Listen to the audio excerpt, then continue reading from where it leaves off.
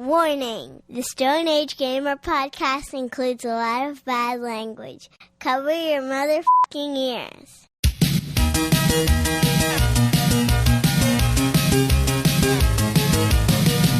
Good evening and welcome to the Stone Age Gamer podcast. I'm Kris, and joining me tonight is the man with the giant bulge and no pants, Dan Ryan. I mean, why would I wear them? Who are we kidding? Come on. How do you get the bulge if there's no pants, though?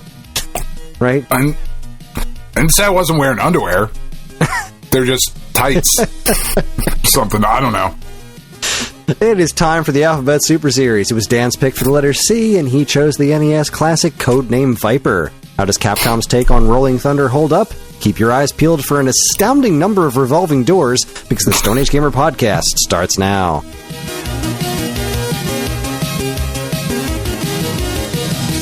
Fucking lousy. Just lousy everywhere. With revolving doors. Hi, everyone. This is episode 613. It is the week of April 10th, 2026, and welcome. For anyone new here, this is the official podcast of StoneAgeGamer.com. Dan and I talk every week about what's happening in the world of video games from a retro gamer's perspective, as well as whatever the heck else is going on in our lives. Speaking of which, I do have bad news to report. Apparently, I just gotta make sure I get the words right. Stone Age Gamer has rude employees and terrible online service. Facts. I've met you. You're a dick. It's just, yeah. That's enough. That's enough. That's the whole story. Enough. Look, yeah. I would just make a quick address, very quick. Dan and I we're not always right about everything. It's not true. Especially me. Not true. Dan is always right about everything. Always right. I am often incorrect about things, and there's a lot of things in this world that I do not know about. And I have no problem with people attempting to educate me on things that I do not know about, as long as it is done with a modicum of respect. If you want somebody to listen to you, don't come in pretending or asserting yourself as they're better. That's not a good way to get anybody to listen to you, no matter how good your points are.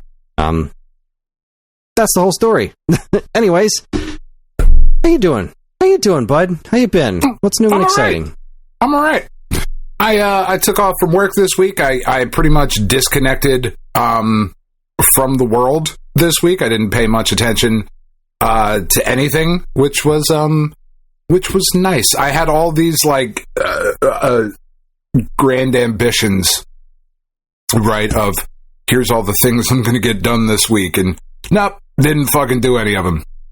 Just didn't do them. I bought. Well, I mean, that's what vacation's all about. Yeah, I know. I bought an HDMI switcher because my TV only has 3 HDMI ports, and I have too many things to plug in. Like it has 3 HDMI ports. One of those ports is dedicated to the surround sound, right? Because it's the fucking eARC or whatever the fuck that thing is. So I have two ports for all of the other things that need to be plugged into my television. So I bought a switcher. And because I had everything out, like I kind of cleaned up the mantle fireplace thing where all the systems and shit were. That is what I accomplished this week, and it looks much nicer. Nice, yeah. That's excellent. The other shit I'll talk about in the checkpoint. Yeah, same here. It has been a challenging week, but my talking flower has kept me company, kept me going. I finally. Kept you fluffed. I finally had him tell me the I did not fuck it. Yet. On camera. There has been no torrid relationship. We're still in the romance phase. Yep. We're taking things slow. I don't want to rush anything. All right? I don't want to rush it. Oh, man. You're an expensive date. I'm a sure thing. So, you know. It has been a week, but there have been some high points, and I will discuss them on the show because they were fun. Excellent. But we've got a video game to talk about this fine young evening. I'm trying to get the flyers on my second screen, but I don't think it's going to work. My pirated feed is just not coming through, and it's okay. It's really okay. I don't need to be paying attention to the Flyers losing tonight. Although they have been playing well, even though they're getting beat. They're playing. They're putting the effort in. They're trying. And dag nabbit, I appreciate that. Yeah. Love the Flyers. So anyway, this is the Alphabet Super Series. We do this once a month, and where Dan and I discuss a game that I guess neither one of us has played through, or something we've always wanted to know more about. We put a little bit of time into it. We take turns picking, and we're going doing it in alphabetical order. Dan's choice was for the letter C, was Codename Viper for NES. Why did you pick this game, and tell me a little bit about it? So do the facts. This game is one of those ones that, like, I had always, it was always like in the rental store, you know, like I'd always walk by and it was always there, and it was Capcom, and it has the, you know, the old school, like, purple Capcom border, and I was like, fuck, like, it's Capcom, it's probably pretty good, but I just never actually got around to playing it, and I don't really have a good reason as to why I never got around to playing it. I just never did. And then as I was like trying to think of games here for the letter C, I started looking this up. So this game, it came out in 1990. So a little bit later in the system's lifespan. So it's like, all right, a little bit later, people know what they're doing at this point. It's published by Capcom. It's developed by Arc System Works. Mm-hmm. How bad could this be? You know, it gets a lot of comparisons to RollingThunder, a game that I think I like, but I haven't played lately enough to really know if I like it. I remember liking it back in the day, but, you know, for whatever that's worth. I was like, all right, let's give this one a shot. And boy, it is indeed a game.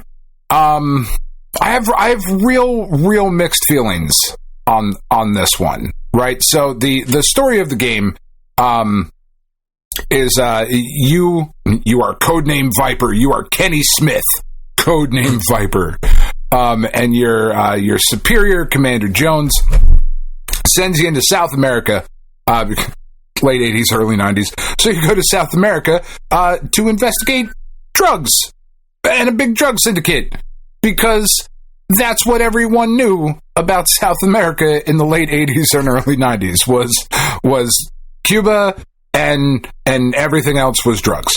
In one of the just one of the most telegraphed twists you're ever going to see coming, it turns out that Commander Jones is actually the bad guy. Whoa, whoa, whoa, whoa. And then you got to fight him at the end.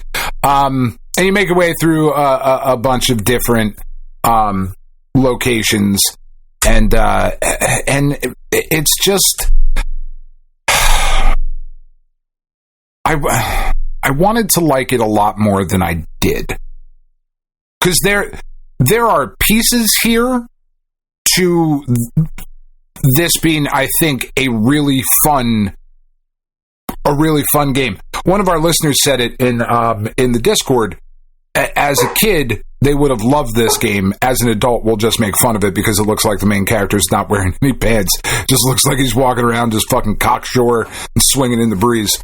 But yeah, like, I think as a kid, not knowing any better, like if I had rented this game or gotten this game, right, and this was all I had to play, I could see the fun in getting good at this game. That being said, as an adult looking back on it now, and not playing it like with save states or rewind or anything like that, I just found there to be a lot of very frustrating parts throughout the game. Yeah, I think we feel pretty much the same way. There's a lot of cool stuff going on here. It's a really nice looking game. I know the thing with the color of his pants and the enormous bulge when he's standing there is it's pretty silly, comical, but you know, it's pretty well animated. The characters are big. It's pretty neat. It looks good. Like, it looks good in motion. The backgrounds look nice. There, like, nothing looks out of place. Like, this is not a shitty looking game, and it shouldn't be, right? It's Arc System Works, it's Capcom, it's 1990 on the NES. Like, we kind of knew how to do this at this point. Yeah, the biggest so the first time I played, I got frustrated. Like, I was like, I just can't play this game. I can't get past the first level. I'm just fucking toast. And it's because I didn't. What kept happening was I'd go into one of those doors, and it would turn around, and there'd be like a bunch of bullets. And while the bullets are counting up, an enemy would walk by, and then as soon as the door turned back around, I would take a hit, and you can only take 2 hits, and then you're dead. And that just kept happening. Every time I'd be like waiting around, like, okay, there's nobody here. I'm going to go in this door. And then somebody would show up and just like jump, and there it is. I'm dead. Yeah. Son of a bitch. What I didn't realize until I went online this morning to look at a playthrough of it, that you can stay behind the doors as long as you want. Yeah, you just hold the button down. Yeah, I didn't realize that you could do that. So once I did, I was able to make it through about half the game myself earlier today. But I had watched a playthrough, and I was like, all right, I know what's coming. There's not really a whole lot of... I get it. Like, I've seen what happens. Yeah, I know how the game feels. There's not a whole lot of new mechanics that show up toward like the elevators at the end of the game. Okay, but even that is just a replacement for the jump mechanic, right? Yeah, like pretty much. Yeah, and that's one of the things that I was kind of frustrated with. Right, is that you start off with your handgun, and you can get a machine gun. And then the objective in every level is to so there's doors throughout the levels, and sometimes they make sense for there to be doors, and sometimes you're just spinning around in a fucking rock face for no reason. I feel like doors, for anybody who hasn't played this, doors is being very generous because they're not doors. They're like the spinny trapdoor things, like where you stand like in a cartoon or something, or at a secret lair. Yeah, exactly. Like they revolve, they spin around like a hidden wall. And then, like, sometimes there's a hostage behind it that disappears and makes a Yoshi noise before disappearing. And then sometimes there's a skeleton, like a dead hostage. And are those... Can you save all of those people if you go through the game fast enough? Or are those just skeletons because that's a thing? Like, I wondered if... Because there's some weird supernatural element going on in this game, right? Because when you beat the enemies, they tend to dissolve, and then towards the end of the game, there's zombies. It's like, it doesn't seem like on the surface level there's any supernatural stuff going on. Yeah. But then there's just like a bit of a twinge of that towards the end. Because like I remember watching the ending, and like you beat the last boss, and like he clearly dissolved. He did, yeah. It's kind of weird. I didn't take that, what is it, Area 7 or 8, whichever one has like the zombie looking guys. I took them as like drug addicts, right? Like pumped full of drugs and sent crazy. Oh, yeah, that makes more sense. Maybe not. I mean, that makes as much sense as zombies does, right? Like, because it's a video game, so fuck it, zombies, here you go. What disappointed me, though, was that after, like you're saying, you go through these stages and all that, but you get the handgun, you get the machine gun, and then every stage you have to get grenades, and then you blow up a door at the end, and then you go through to the next area, and that's it. That's the gameplay loop, right? Yeah. And the guy you find with the grenades is the scuzziest looking dude. Yeah, he is. He's always so scuzzy. I mean, he's a prisoner of war, Chris. Like. Yeah, well, the hostages look just fine. They have the time to take care of themselves. That's fair. But like, it's just the level design isn't interesting enough. It's not interesting, right? There's some interesting design. There's some clever ways to make your way through the stage. It all looks very good when you're doing it. And for what the controls are, and we can talk about whether or not we think it was the right choice, but for what you are actually trying to do, it controls well enough, right? But it is just that over and over again until you get to the final boss, who you can decimate instantly, right? Like, you just kind of shoot him a couple times and it's over. It was like, huh, okay, cool. Like, this was fine. It was fine. It was fine. Yeah, that's kind of how I felt about it. Like, ultimately, it was fine. It was a bit frustrating at first. Then I kind of learned it, and I was like, yeah, I could see myself beating this game when I was younger and had all the time in the world. But right now I've gotten what I wanted to get out of it. We'll go over the individual rankings in a few, but it was just kind of, it was there. It was solid. It was decent. Yeah, it's fun. I did think so at the end of each stage, after you rescue the hostage with the grenades, it like goes to like a campfire scene, right? And they have a little bit of a discussion, and you're getting pieces of this letter that's ultimately going to like reveal the big twist, right? The drugs. We're going to take over the world with the drugs. With the drugs. I mean, because drugs are fucking everywhere all the time in all like late 80s, early 90s. It was just fucking look at Narc. That game's fucking nuts. Anyway, don't do drugs, kids. Drugs are bad. But I thought that little bit of storytelling, like that decision to reveal it, kind of like you're piecing together this letter, didn't really make a ton of sense as to why each of the hostages had pieces of the letter.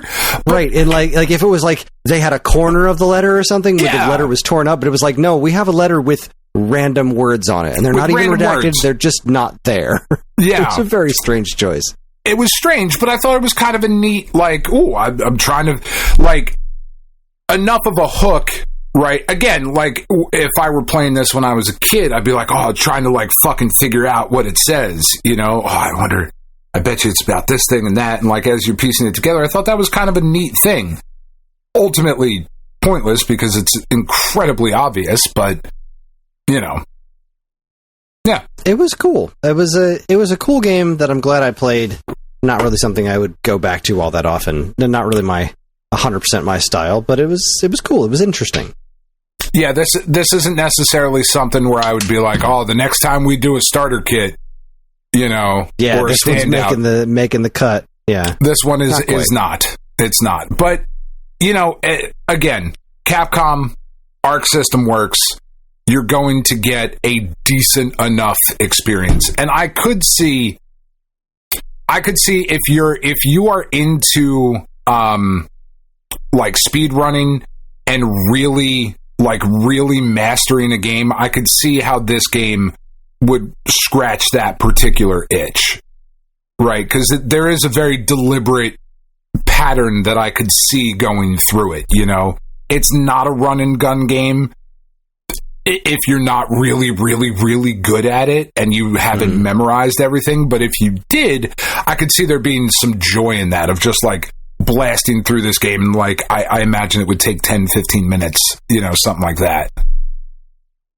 Yeah. But anyway. I think the run that I watched on YouTube this morning, I watched it at the gym because it was a half an hour long. Okay. So I was like, go. That's perfect. Yeah, you know, I could see that being a lot of fun with this, of just kind of blasting right through it. But enough of this palaver, Chris. Let's get this road on the show. Graphics, sound, control, fun factor. This graphics is, you know what? This is a pretty solid looking game. So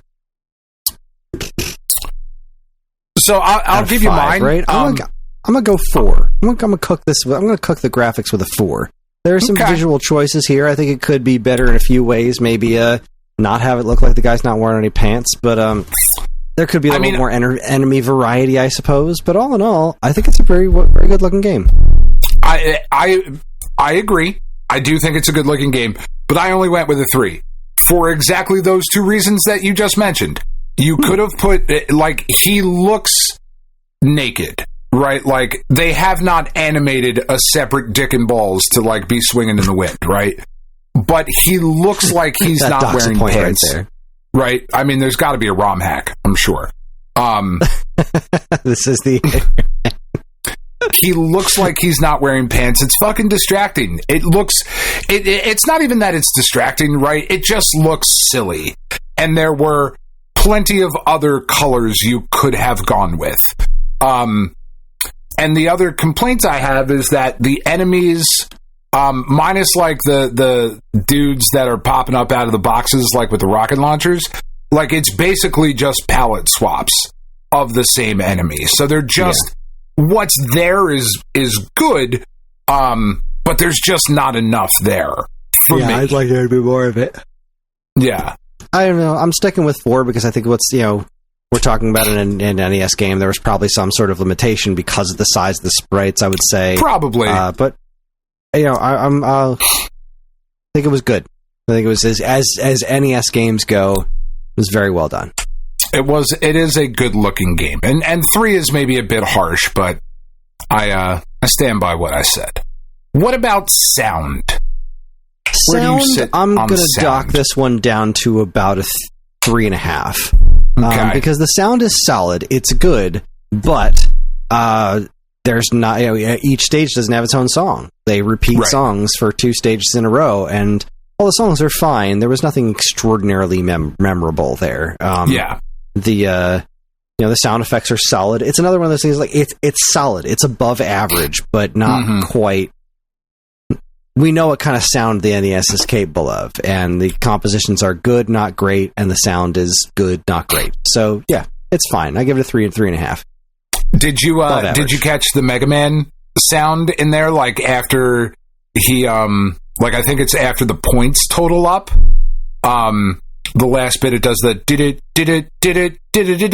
like, it does almost fucking note for note. It's wild. Didn't register with me. For that reason, it is a 3. No, it is a 3. That's not the reason it's a 3. The reason it's a 3 for me is because I think the worst track in the game is Area 1 and 2. And because of the nature of the game, you are going to spend a decent amount of time in Area 1 and 2 as you get used to it. And I fucking wanted to plug my ears so that I wouldn't have to hear it anymore. Because that song, I think, is pretty bad. Like, not even like, it's okay, and I would, like, that, if I were listening to the Codename Viper soundtrack, I would skip that track. I just don't think it's very good. The rest of it's fine.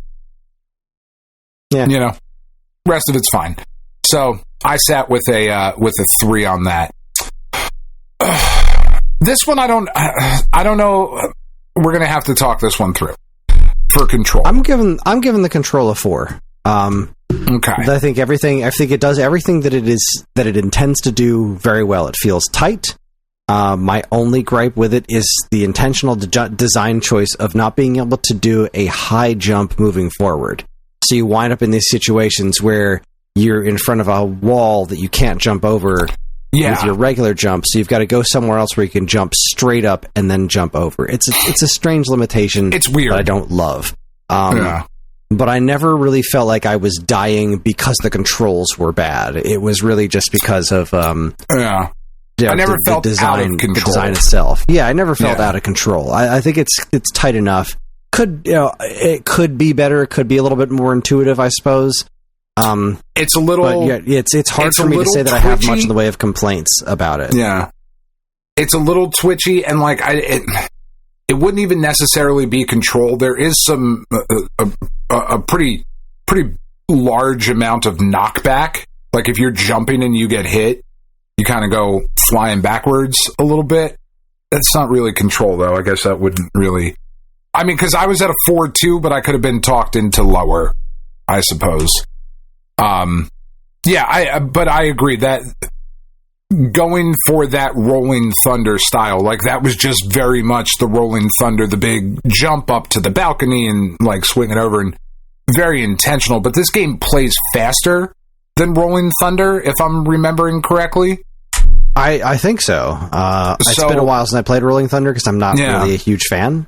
So. Yeah, but it feels that intentional high jump to get up to a different platform feels a little bit weird in this game that feels like it should be a little bit more action focused.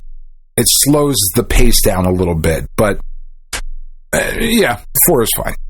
4 is fine. What about fun factor? And this is where it tanks. Yep. Because I just don't think it's any fun. So I'm at a 2. I was going to say fun 2. Factor. I think 2. Yeah, that's just where it all goes down the toilet. It's just not a very fun game.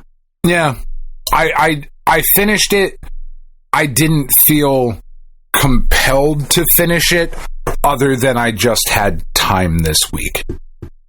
You know what I mean? Like, this isn't something where I was like, oh, this was so good. I got it. Because again, it's just that loop is exactly the same until you get to the very end, and then it's a super short boss fight. Like, okay, cool.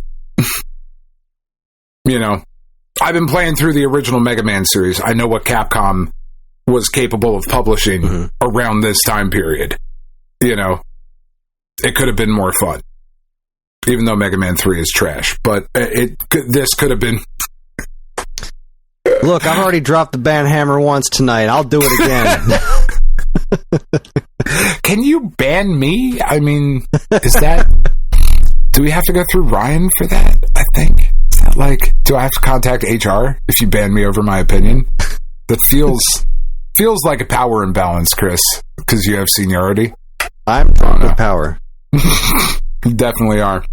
So where do you end up here with this one? The grand total is 13.5, a full point behind Burning Rangers, which makes me happy because I genuinely liked Burning Rangers more than this one. So yes, yeah, I would agree. I am at a 12 with this one. So it looks like, at least for me, the three we've done, the scores are going down each time. Yes. So I feel like we should keep choosing worse and worse games. Oh God, what could I pick for the letter E? Guys, would that get lower than a 12 for me? I wonder. I think I would have the dolphin. That'll get a 0. Oh, except then there wouldn't be anything lower, right? Because you got to pick a game that's just bad enough so we can still keep getting. Well, and I don't know what your D is going to be. I mean, I know what your D is, but I don't know what, you know. I'm not sure the shape of your D for this upcoming month. So anyway, we did get thank you, listeners, my knights in shining armor. We did get a decent amount of feedback on this one. We did, yeah. Would you how would you like to start? Would you like to start? Do you want me to start? You can start. All right. I'll jump in with friend of the show, Rumblemans. Okay, played through all of Codename Viper, and it's fine. Yes, it is. It is another Rolling Thunder game, but it has lots of sections of blind falls, cheap deaths, especially in levels 5 through 7. Yes, something we did not mention. There are some cheap deaths in this game. Your jump is infuriatingly hard to control. Platform hitboxes seem to be mere suggestions. Checking every single door to find hostages in the bomb gets a bit tedious. Single boss in the game. I won't reveal who it is lest I spoil the "we're going to take over the world with drugs" plot. That single boss is barely any different than other enemies, 100%. I just held down the machine gun and he was dead, although I was playing on easy. Doesn't get that much harder. I feel like they tried to introduce some new elements to Rolling Thunder. Scrolling vertically and platforming just get in the way. Not Capcom's best outing. They could have picked a less skin tone color for the guy's pants. He does have pants, right? I sure hope so. Yeah. You're up. Or am I just reading the whole thing? That's fine. Chronodin says, there is a hacked ROM available that changes the color of his outfit and makes it look like he has pants. Oh, shit. Should have played but that. I feel like they knew exactly what they were doing, because some of the poses he does if you pause at the right moment are interesting. I took some screenshots on my Steam Deck I'll have to share. I mean, original hardware NES, which is definitely the only place I'd ever play an NES game. Yes, sirree. That's right. And then he posted a very compromising screenshot. Very, very compromising. Let's see. There's just some more comments on the guy being bent over, face down, ass up, because that's the way he likes to fuck. Is he getting his prostate? Next time, Goku. Is he getting his prostate checked in this? Looks like he's about to. Unis11, game's fine and worth the $10 price tag. More than that would be pushing it. Yeah, I mean, I would even say like a $5 price tag is probably, about what I'd spend on this and not be angry. Looking at this in two ways. As a kid, this is what I pulled from you earlier. So as a kid, I would have enjoyed this game would have played the crap out of it, although some of it is a slog. But it would have been a nice feeling getting the next passcode. As an adult, I'll spend more time making fun of him for not having pants, and I'm glad save states exist. Yeah, I abused some save states on my EverDrive. That was a good time.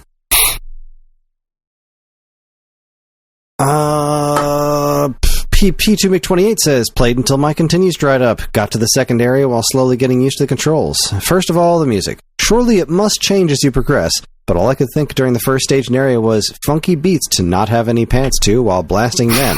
Also, this face. Yeah, Commander Jones's face is certainly a choice. That is the face of a man. Not have any pants to while blasting men is fucking diabolical. That's a hell of a sentence. Anyway, that is the face of a man who had his pants taken away by Commander Jones. I'm playing on the 3DSEN emulator, having picked the Contra profile at random, so things will certainly look different in any of my screenshots. For instance, and then he's got this really cool looking side view shot of everything being all 3D looking. Case in point, all the information I get looks like this with different words in black every time, and this is cool because it looks like when P2Mick28 was playing through it, he got the whole letter every single time, but the stuff that was supposed to be invisible is in white, and everything else is in black. But since it's in 3D, he could read all of it from the beginning. Same text every time. Am I supposed to be able to scroll this? Is the highlighted text supposed to be different? Am I only supposed to see the black or white words, but not both? Is this being messed up by 3DSEN? Yes, it was. This game is way easier when you have a rewind button at your fingertips. To which Rumblemans responded, not scroll, but you're not supposed to be seeing the gray words. I'm assuming 3DSN is messing up the color palette. Basically, each level, more words get filled in until the amazing, totally not predictable twist. Totally not predictable. Continuing with P2Mick28, very likely, no one's actually made a profile for this game yet, so I went in expecting jank. I mean, even reading the whole message left me confused. Farts, 3DSN crashed, and I can't be bothered to get back to where I was. Conclusion. Could have been a good game with good controls, but were fluid like Ninja Gaiden, where I felt like I was really running and gunning rather than stopping and waiting for an enemy to move first constantly. Also, maybe if the up jump wasn't so rigid, or gasp, removed entirely and just let my regular jump be what I needed, it would have felt better. Music was fine, even though I only got to hear a few level tracks. Nothing egregious, but it didn't really fit all the time, especially that first level track. Graphics I can't comment too much on, as I was using an emulator that based its entire shtick on mangling the graphics into a 3D game. They were functional, however, even though enemies were largely just palette swaps. It was at least a very quick, oh, you're a new color, what's your deal? Mental trigger. So that's a positive in my book. That's fair. Gameplay was an overall negative. It's just a little too rigid to really be enjoyable. The most fun I had was trying to go very quickly and just tapping my rewind key when I got hit, keeping everything fast and flowing. Not something you could regularly do unless you were extremely good and had everything memorized, essentially speedrunning. I give it a pantsless pixel man out of 10. Yeah, I think, like, right, if the character, instead of that big up jump, right, like, if he had, it was the fucking 90s, if he had a jetpack and it was like a double jump kind of thing, wildly different game. And I think a much better game. You know what I mean? Like, I think that would make the moving around the world a lot better. Anyway, finally we have Trash Man. Why do I have to find a guy to give me grenades? Can't I just take some on the helicopter? No, obviously. These are special door-breaking grenades that only the hostages have. These South American drug lords are employing a lot of white Anglo-Saxon men. Yeah. The women you rescue are always dressed for the club. They are indeed well taken care of. They're ready. After multiple continues, I've only gotten to level 4. Interest fading. Codename Viper is a game. It sure is. You skipped over Chronodin already calling that the name of the episode should be As Much Drugs as Possible, and that is now officially the front runner for episode title. As Much Drugs as Possible. Yeah, this is not my best pick. Not my worst pick, I don't think. I think that's still Jersey Devil. Yeah, Jersey Devil is still... you don't really know how to pick bad games like I do. No, I really don't. Speaking of, give me the D. Well, I'm assuming you don't have an easy way of emulating the CDI. So I should probably not. Is there an easy way of emulating the CDI? Because I do really have a computer. I don't know. I'm very interested in this game called Dark Castle for CDI, which I believe I own. But I considered dance aerobics for NES. Fuck just you. Because I'm just not playing it. I don't have access to that. Really want you to have to find a way to play a power pad. So I've got two pretty serious contenders here. They're both Game Boy Advance games.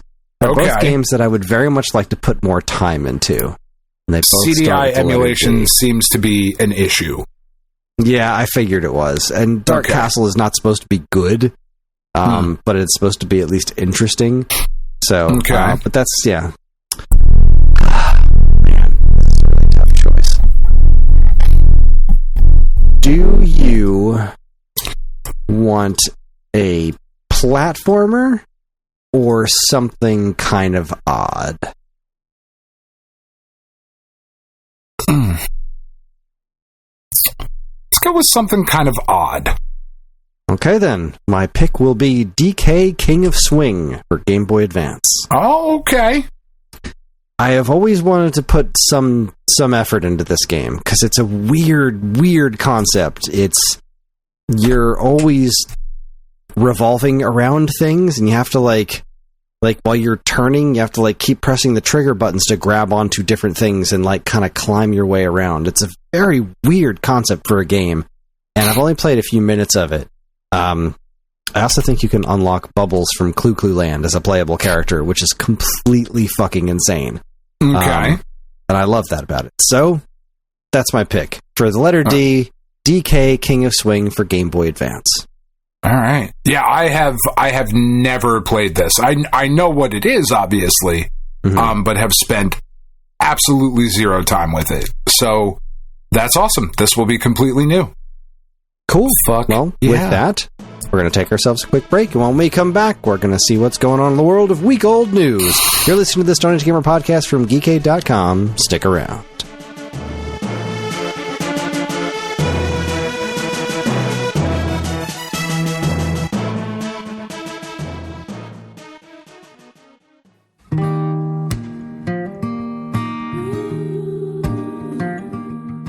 We are Safe at Home, the leading dog rescue in the heart of New Jersey. Are you searching for a loyal companion, a dog that will bring love and joy to your home? Look no further than Safe at Home. At Safe at Home, we believe in giving every dog a second chance.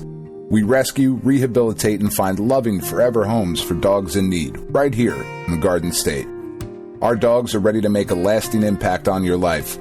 Each one has a unique story, a wagging tail, and an incredible capacity for love. When you adopt from Safe at Home, you're not just gaining a pet, you're becoming a part of our family. Our dedicated team ensures a seamless adoption process, providing ongoing support and guidance. With New Jersey's beautiful parks, beaches, and trails, you and your new furry friend will have endless opportunities for adventures and cherished memories. Safe at Home relies on the support of compassionate individuals like you. Your donations and volunteer work enable us to continue saving lives and finding forever homes for these amazing dogs. Join us in creating a safer, happier community for dogs in New Jersey. Together we can make a difference and give every dog the chance to feel safe at home. Visit our website or call us now to learn about how you can be a part of the Safe at Home mission. Safe at Home, because every dog deserves to be loved and protected. www.safeathomerescue.org.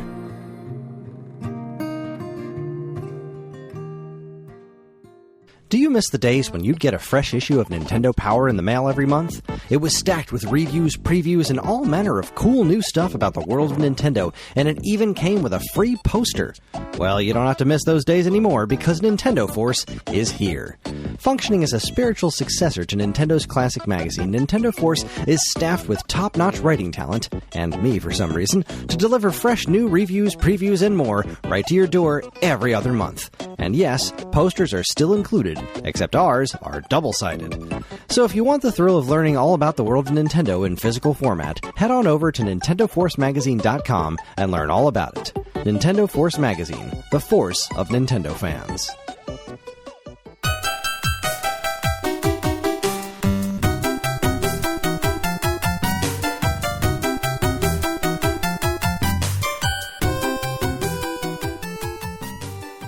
All right, everybody, we are back. Dan just had a lovely conversation with my lovely daughter Ellie, and I spent a little bit of time while they were talking about Dandy's World characters playing Breakout Beyond back there. And boy, I love that game. I just love that game. Yeah, it was very odd for me to be having a conversation with your kid while you were handling your balls in the background. It was a very weird position you put me in, Kris. Yeah, well, Hopper's back there too, so it's just me and the dog playing Breakout. God, that game's good. It's so you and the much dog freaking back fun. there playing with your balls. Just no, it looks really fun. It looks like I would love to play it, but I've got 9 million other things that I'm playing. Yeah, I mean, like I said, I already went through it once. This is my second time through it. It's just one of those relentlessly good games. I can't get enough of it. I love that. Really, really like that game. Love that for you. But yeah, I guess that means it's time for. Wait a second. Might be time for some listener feedback. Hold on. I think there might have been something on the YouTubes to look at. Only if it's positive. If it's bad news, Kris, don't even bother. I can't handle it. We've had plenty of bad news for 1 week here. Had plenty of nonsense today. Yeah, this has been a day. It's been a month. It's been a week. It's been a year. All right, community.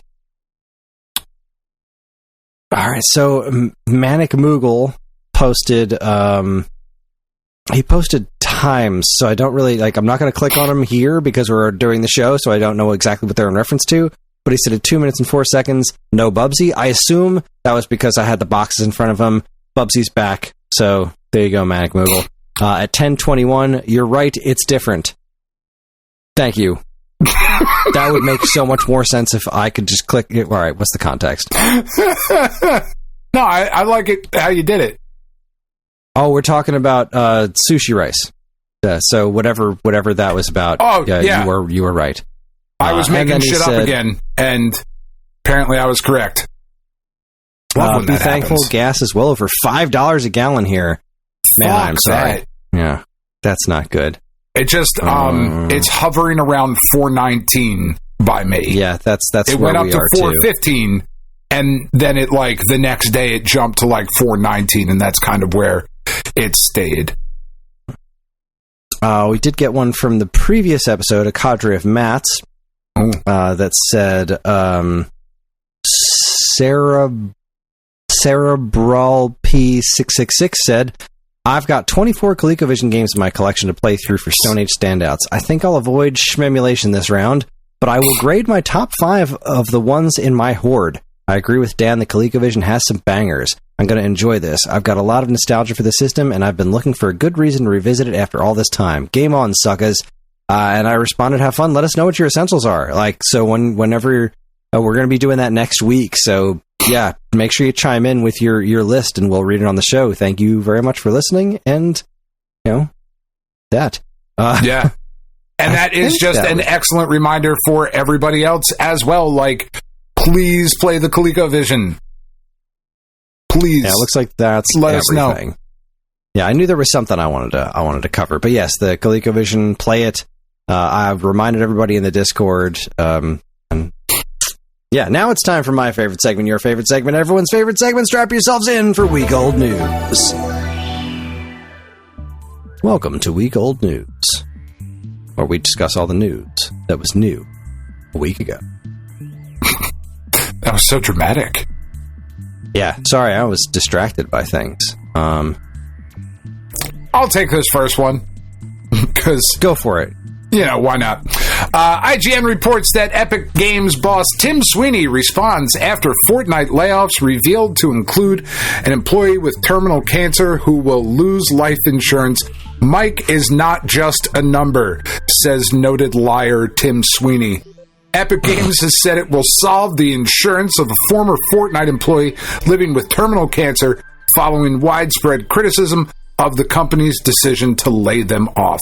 Mike Prinky, a programmer who had worked at Epic Games for 7 years, was one of the many staff members caught up in Epic Games' most recent mass layoffs, which resulted in more than 1,000 employees out of work. Prinky has terminal brain cancer, something his wife Jenny has helped publicize online following his loss of life insurance, which, as you can imagine, the internet just lost their collective shit, as they should.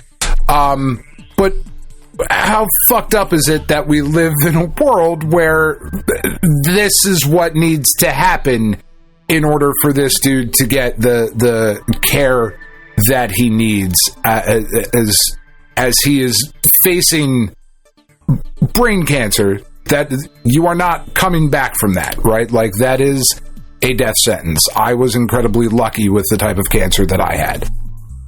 Having brain cancer, I cannot even imagine going through that, and also being told that this company that makes $1 bajillion fucking constantly and is raising the price of V-Bucks and does all of this shit,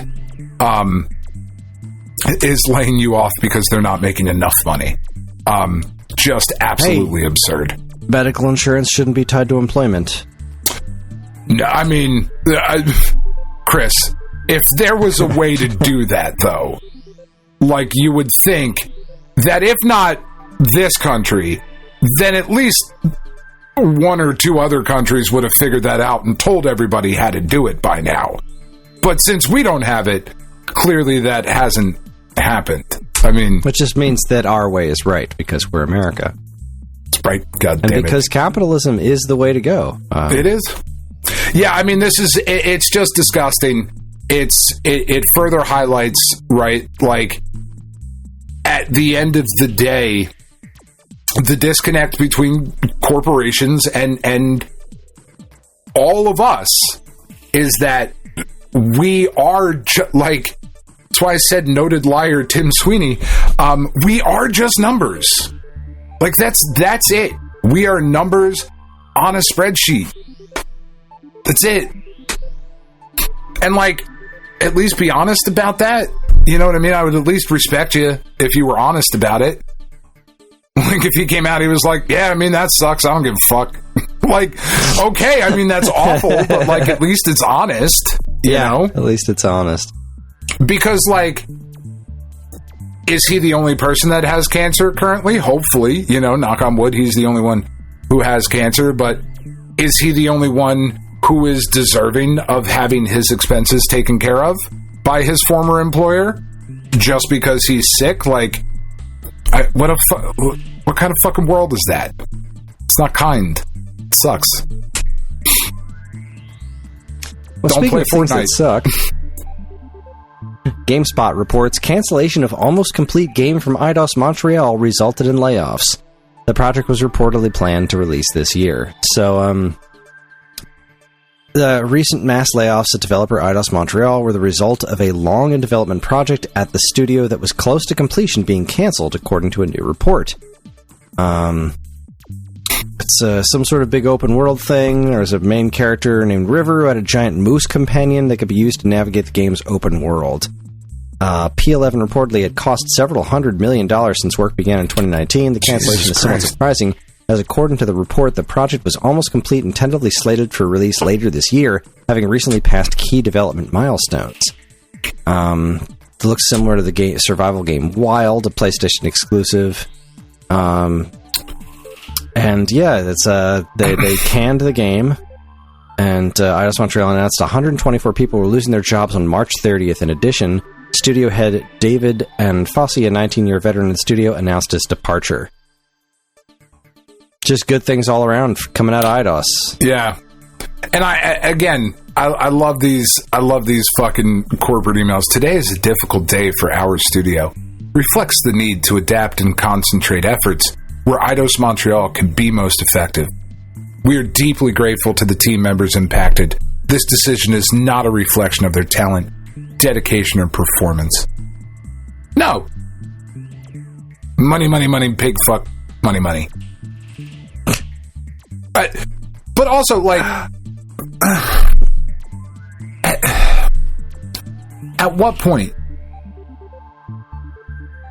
does an adult step in and go, no, this game that nobody has heard of, that you've done no marketing for, can't have cost you hundreds of millions of dollars at this point. What the fuck are you doing?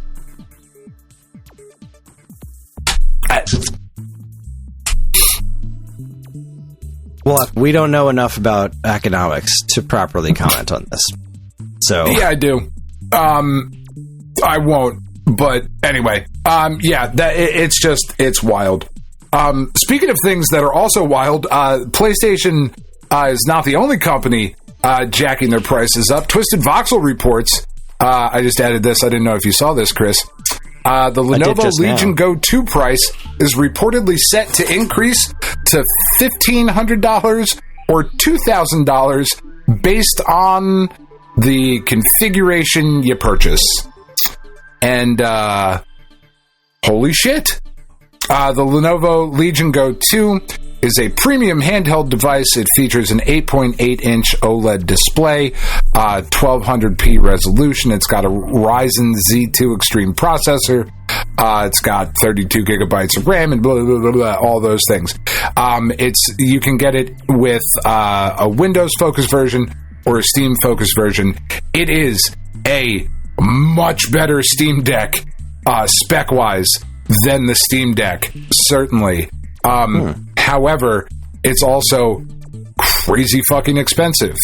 We're seeing price increases across the board. There were a couple other stories this week about, like, it's coming. Like, we're just waiting for Nintendo to be like, all right, guys, here it is. Sorry. Like, it just kind of seems inevitable at this point. But I just... Who is buying that? It's not mass market anymore. I feel like there's just a... Sure. But... cost of living is pricing us all out of living. But are there... I have a hard time imagining that there are enough people willing to drop $2,000 on a portable PC that don't already have a home PC. Like, I fail to see where the market for this is. Like, I love my Steam Deck. I love it. I play it almost every day. But I'm not playing AAA, the latest, greatest, biggest things on it, because that would be a clearly inferior way to do it. It's a tiny handheld. Like, it's not tiny. Like, it's a pretty fucking big handheld, actually. But it's still a handheld system. Like, this isn't the way to play those games. I don't want to play Resident Evil 9 on a handheld. And I would imagine most people don't either.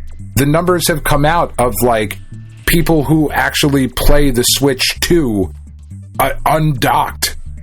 And they're not nearly as big as the people who play it docked. Because, I don't know if you know this, Chris, most people enjoy playing on a 55 to 85-inch television versus an 8-inch television. Is that true? Yeah, it is. I don't know what the actual statistics of people who play docked versus undocked are. I know there's a lot of people who prefer the Switch because of its portability, but those are people who live in cities that have lots of commuting and stuff, I think. No, there was... people like to play it in bed. I'll try and find a report. It came out last year about numbers. I almost never play it in handheld. Almost never.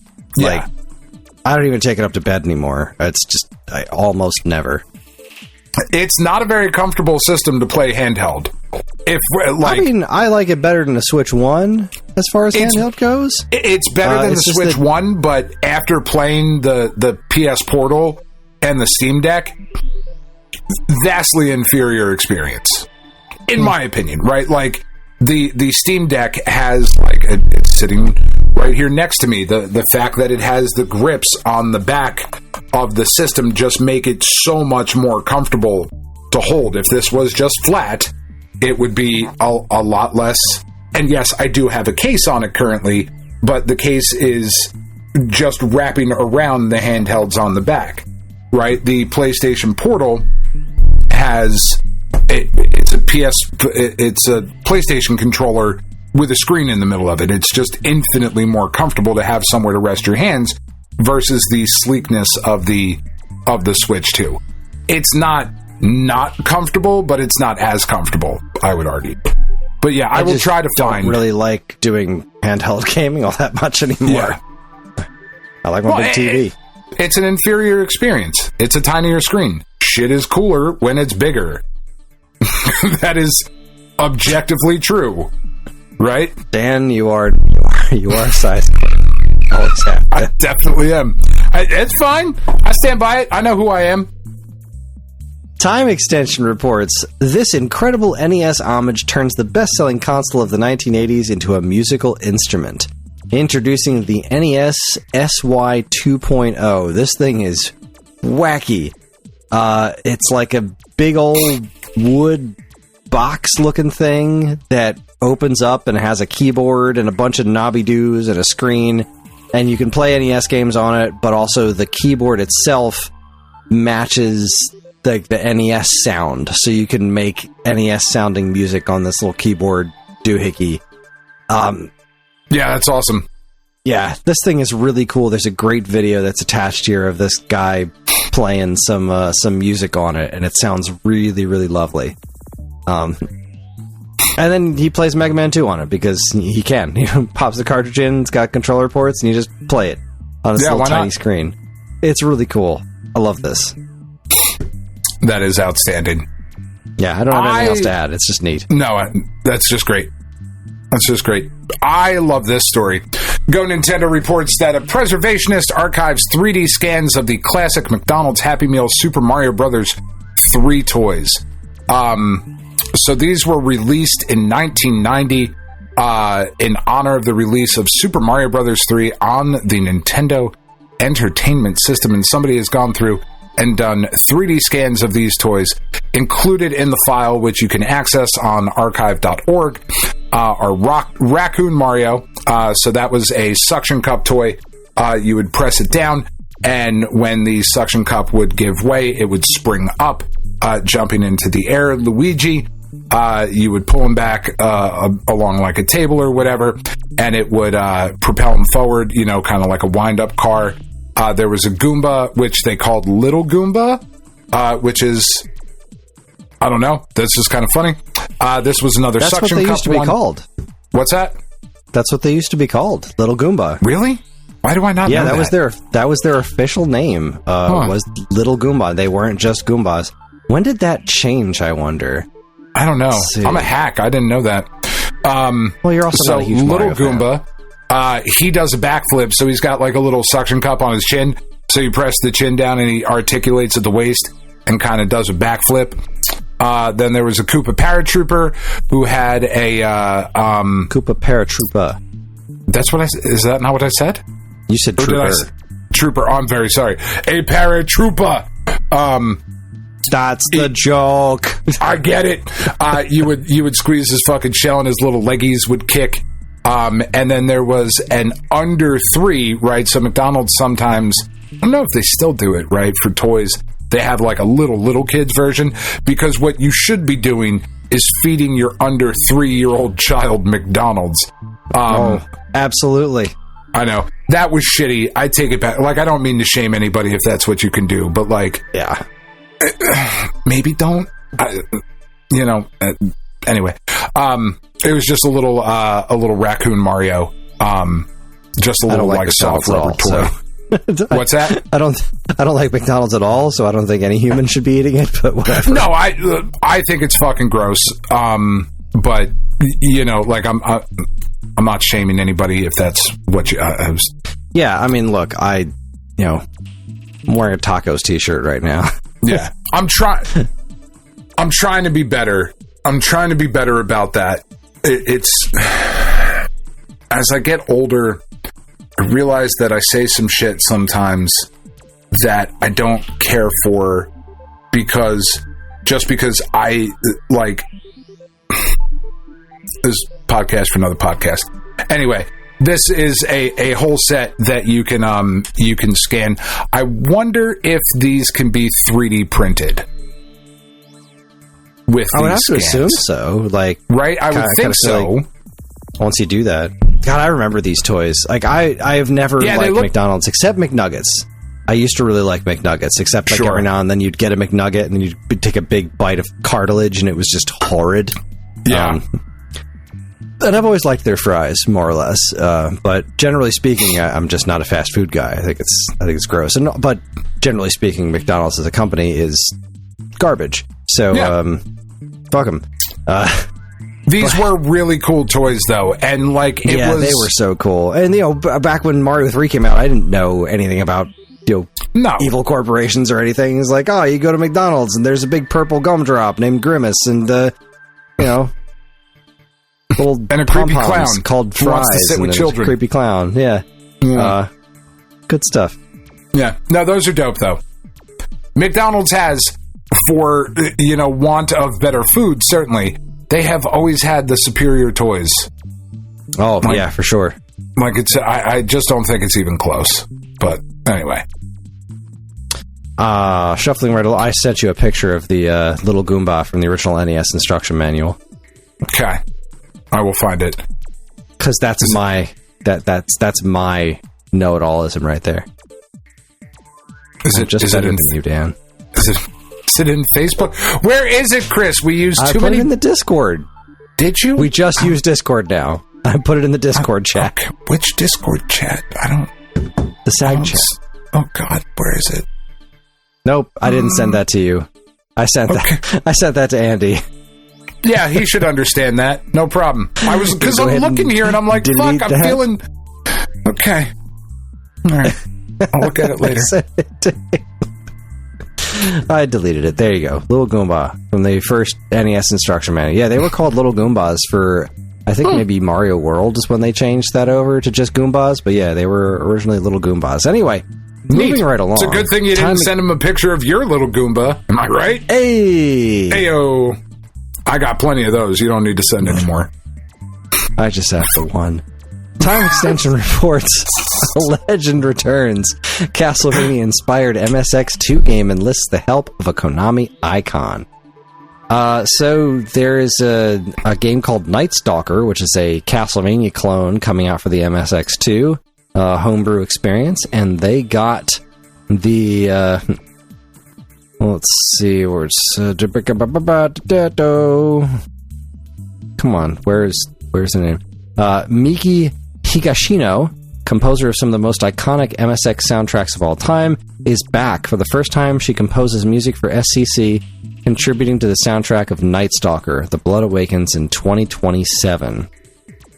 So you've got a classic, I believe a classic Konami composer coming back to write music for your MSX game. That's pretty awesome. Darn cool. I want to see what I'm not overly familiar with that name, so I want to see what she's done, because I'm sure I will know some of this stuff, because I don't know MSX all that well, but I do know a handful of MSX songs. Right.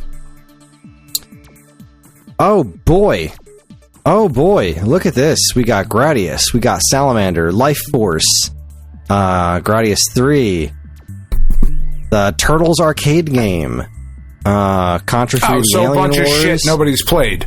Yeah. Cool. Just some a bunch niche of fucking composer. The original Suikoden, Double Dribble, the playoff edition for Sega Genesis. That's hilarious. Tournament Fighters, the Genesis version. Interestingly enough, no Castlevania here. So, a lot of, really awesome Konami stuff, but no Castlevania. So that's pretty cool. That's a hell of a get. I love that story. Yeah, that's awesome. This story, man, this is crazy. This one's so crazy. It's so wild. So, Go Nintendo reports that a random glitch leads to the discovery of arbitrary code execution tricks in Super Mario Brothers. With the subtext, how do people figure this stuff out? Which is what I'm asking too, right? This game is 40 fucking years old, as they very delightfully highlighted at the Super Mario Galaxy movie. Just that was fun. So 40 years ago, this game came out. People are still playing it, still speedrunning it, and still finding new fucking ways to break it, right? So a speedrunner named Luigi's Sidekick was playing the Lost Levels on Nintendo Switch Online when the game crashed during a castle level, which immediately sent the fucking speedrunners Peter Tingles a-tingling, and they set out immediately to find out what happened.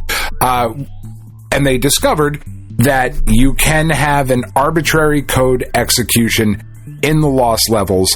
You need to have the Minus Worlds, bisected Bowsers, a Buzzy Beetle, some other shit. I don't fucking quite get how people put all this shit together. But as they do, it makes the ability to break the game and do weird shit to it possible and interesting, and it's just so fucking cool that there are ways that people are just out there figuring out how to destroy this very carefully constructed world and make it do what they wanted to do. It's fucking fascinating, and it's so cool.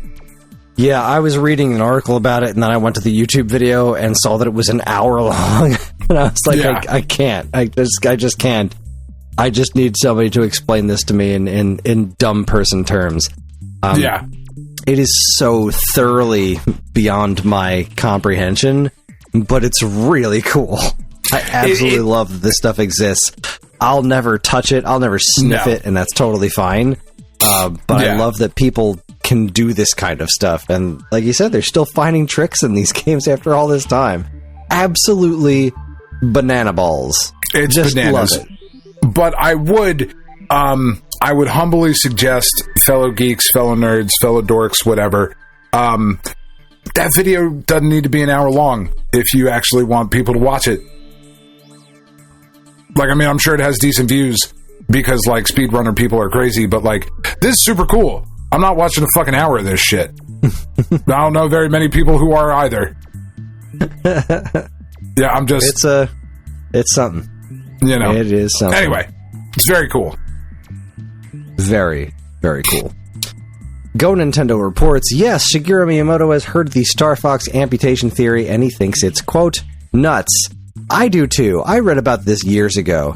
There's a sect of the internet that thinks that all the members of Star Fox chopped off their legs so they could handle higher G-forces.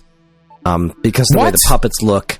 So when you look at the original puppets that are on the box art for the original Star Fox, their ankles are like super thin. Almost looks like they have robotic legs, if you want to think about it that way. I just looked at it as a stylistic choice because they're fucking puppets.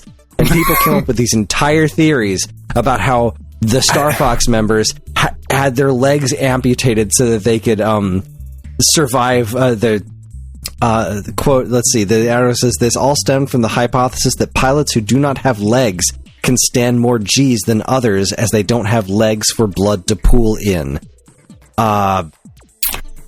Somehow this theory made it back to Shigeru Miyamoto, who thought, let's see, according to former Nintendo employee Kit Ellis, when Miyamoto heard this theory, quote, the look on his face was a combination of, wait, what?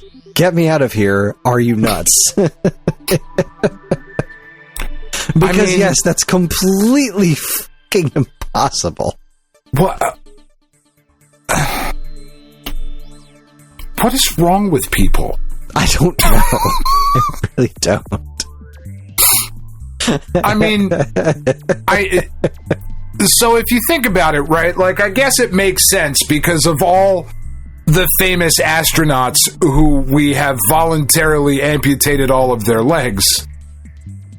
Right, as Neil Armstrong came out of the space capsule on the moon and was like, that's one giant, well, I mean, it would be a step, but I've cut off my legs, you see, so that I could survive the G-forces better. You fucking maniacs. What?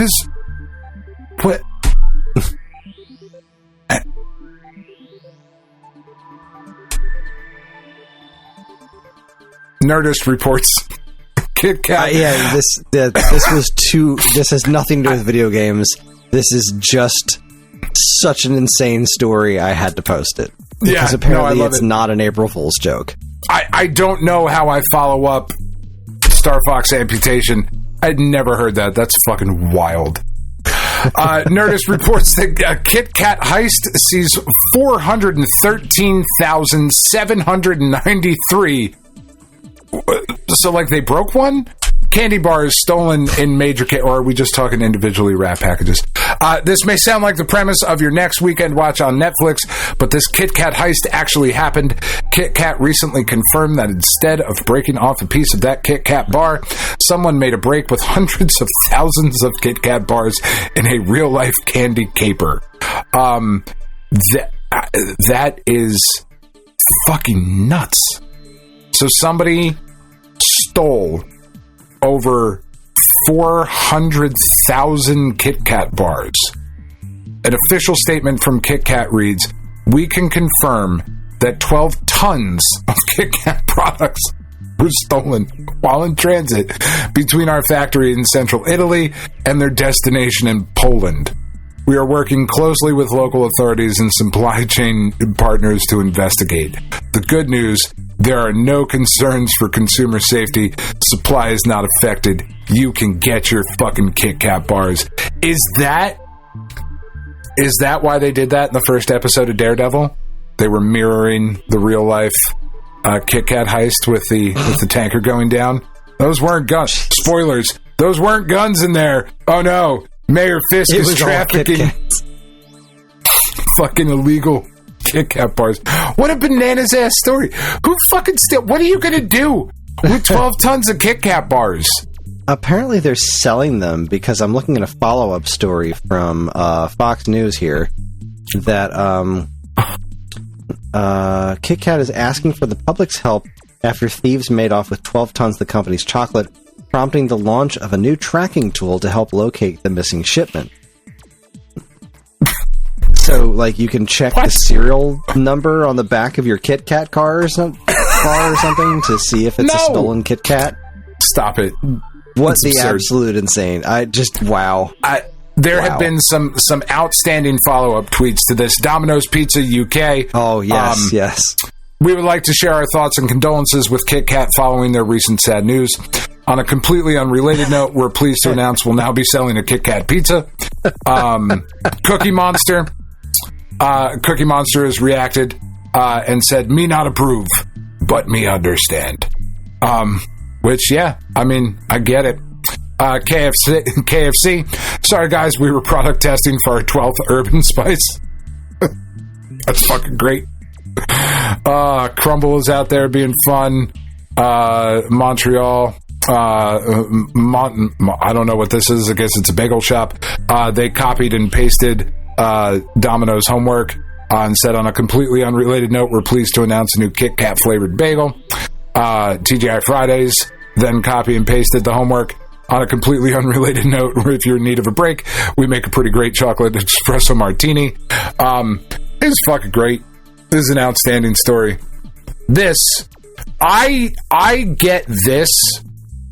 I can understand the mindset of being like, all right, so here's what we're going to do. We're going to go steal 12 fucking tons of Kit Kat bars. Like, Giuseppe Giacomo, let's fucking go. I assume because it was in Italy. So those sound like Italian names, right? That wasn't stereotypical. Yeah. Giuseppe and Giacomo, let's go. We're going to fucking steal these. I get that more than thinking it makes sense for the Star Fox pilots to have voluntarily amputated their own fucking legs.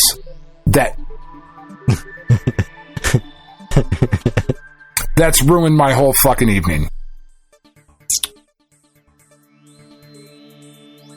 Love it. Yeah, it was a weird week for news this week. That's it. Yep, that's it for week old news. Thanks for listening, everybody. That's it. So yeah, we're gonna take ourselves another break. Gonna get myself a Kit Kat bar.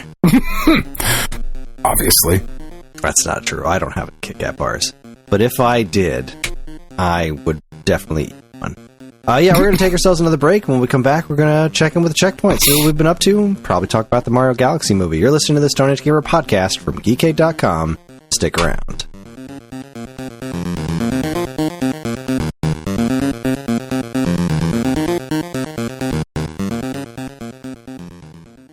Hey, I'm Ryan. And I'm Andy. Neither of us are David Crane, but we are the hosts of David Crane's Amazing Movie Time. That's our monthly Geekade Patreon exclusive podcast that covers movies that are cult classics, weird, or just sometimes laughably bad. We ourselves have at least two of those qualities, so I guess it makes sense to hear what we think of those movies in retrospect. You can hear all that and more by becoming a Geekade Patreon supporter. And, as always, be kind, rewind.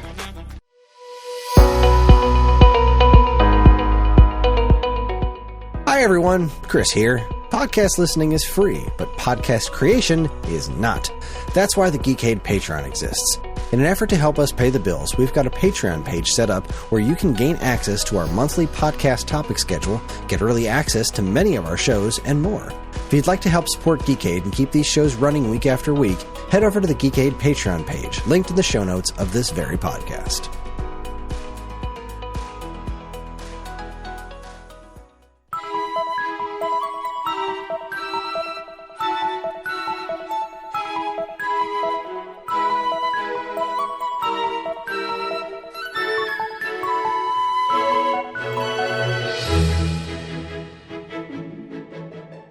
All right, everybody. make it happen, Captain. We are back. We are back. We have returned. It's all good here. How are you? So, we should probably get the other shit out of the way and end with the Super Mario Galaxy movie, right? That makes sense. Yes, that's the plan. Yeah. All right. So what else have you done this week? Checkpoint! Not a lot. I have been playing more of that Meet Up in Bella Bell Park DLC for... I've just been replaying Super Mario Bros. Wonder because that game is an absolute joy. It is so wonderfully joyful and pleasant and fun and well-made, and I am really, really loving the hell out of it this time. Possibly even more than the first time through. It's such a freaking treasure to play. I just adore it. And the extra content... The extra single-player content is not a lot, but so far it is really fixing... One of my main issues, and I talked about this a little bit last week, was the main issues with the game was that the boss battles are just weak sauce. Right. And all this is doing is really adding a handful of boss battles to the game. One for each world, one for each of the Koopa Kids. Now, I have done 2 of them so far, and they have both been not super hard, but wildly inventive. Like, very similar to the Yoshi's Island bosses, where they're not really hard, but they're really fun and interesting. And so the first one was the one they show off in the trailer that was Wendy. She turns herself into a giant fish and just kind of jumps all over the place and does some interesting things. The one I fought today was Lemmy. He's the one that's always balancing on the ball, and he uses the Wonder Flower to turn himself into this, like, weird long-armed jester creature, and all of the balls that he balances on turn into bombs that you then have to kick around and kick back at him. But he has all these really interesting attack patterns that, like, will crash down on the screen, and, like, he kept introducing new moves throughout the fight, like a really good boss battle. They remind me a bit of, like, the boss battles in, say, like, Donkey Kong Country Returns or Tropical Freeze, but not nearly as long, because that was my only real gripe with that game, is that the bosses were really good, but those boss battles could go on for a very long time. Yeah, they overstayed their welcome. They did. This is not that. It's that kind of creativity in the bosses, and you just don't see that in Mario games very often. Mario game bosses have always been one of their weakest things, except in, like, Yoshi's Island, where every time you got to a boss, it was a really exciting thing, because, like, all right, what are we going to do? What is it going to be? What kind of weird thing are they going to do? And they were so good, and it happens so rarely in Mario games where you get a bunch of, like, interesting good bosses. Like Super Mario Bros. 2 for NES, that was one of the coolest things about it, because you'd get to, like, Tri-Clyde or Fry Guy, and there's these interesting boss characters that are just like, okay, now I got to figure out how to fight these guys, and they were fun boss battles. Yeah. These have been great so far. If they continue to be this good, then the only thing that's really troublesome is that it's not quite perfectly integrated into the game. You know, it's like there's still a little bit. They seem like it's this other side quest you're doing in addition to the main quest. So it's not like you finish a world and then you fight the Koopaling and that's what you do to move on to the next world. You still have to do the relatively lame Bowser Jr. fights. Not that they're terrible. They're just kind of fine. Yeah. You still have to do those, and you can kind of do these Koopaling fights whenever you want, as long as you get to that area, you go to a tent, and then you go replay a stage with new aspects to it, where so both of the levels so far is like you'll go back to an earlier level, and the Koopaling with the new wonder powers will be antagonizing you throughout the course of the level. Like, I think it becomes an auto-scroller, if I'm remembering right. And, the levels change, just ever so slightly, and then you get to the end, and it turns to a boss battle. So it's like you're repeating an older stage, but it's done in a whole totally new way. Like, in this one, Lemmy's just constantly throwing bombs, and you have to use the bombs to break walls that are in your way while the screen is scrolling. It's really cool. It's just done really well, and I have been... It's not like I've been putting a ton of hours into it, because I just don't have a ton of hours in my days. Sure. I haven't had a lot of downtime this week, but I'll just play a level or two here and there, and it's been an absolute joy. It's been the joy that I need, because you can never have too many smiles in your life when things are hard, and it's just hitting exactly what I want it to be at the exact right time. So I'm so glad I spent the money on this DLC. It's $20. It's not the cheapest DLC in the world, and I guess for the actual content you're getting, it might not ultimately be worth it to most people. Right. I really loved this game so much to begin with. I was willing to take a chance on it because John really, really, really, really, really wanted it, and I'm glad I did. I can't say that this new content is truly worth the $20. It's like one of those $10, and it's no question, it's a great value. Oh my god, yeah! For $10, this would be just to have these cool boss battles as well. Worth $10. The $20, it's if you're going to play the multiplayer stuff, you got people to play the multiplayer with, then I would say no question as well. But it just seems like the multiplayer is really designed for people who know how to play 2D Mario games of similar skill sets playing against each other, and that's just not the dynamic in my house. So I don't think the multiplayer is going to get much play. But this is, if you've never played through Mario Brothers Wonder, this is the way to do it. I know some folks were lukewarm on this one. I'll never understand it. I think it's such a beautiful game. It's so expressive. The levels are so much fun.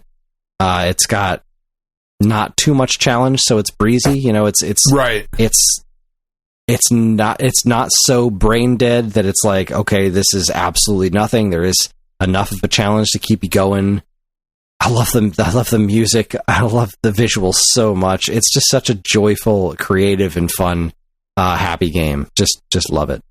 Yeah, that's awesome. The only other thing I really did that was video game related is this week I've spent a decent amount of time with the Time Breaker light gun, which right over there. I should have grabbed one to show off here on the camera, but so we just got these in on the site.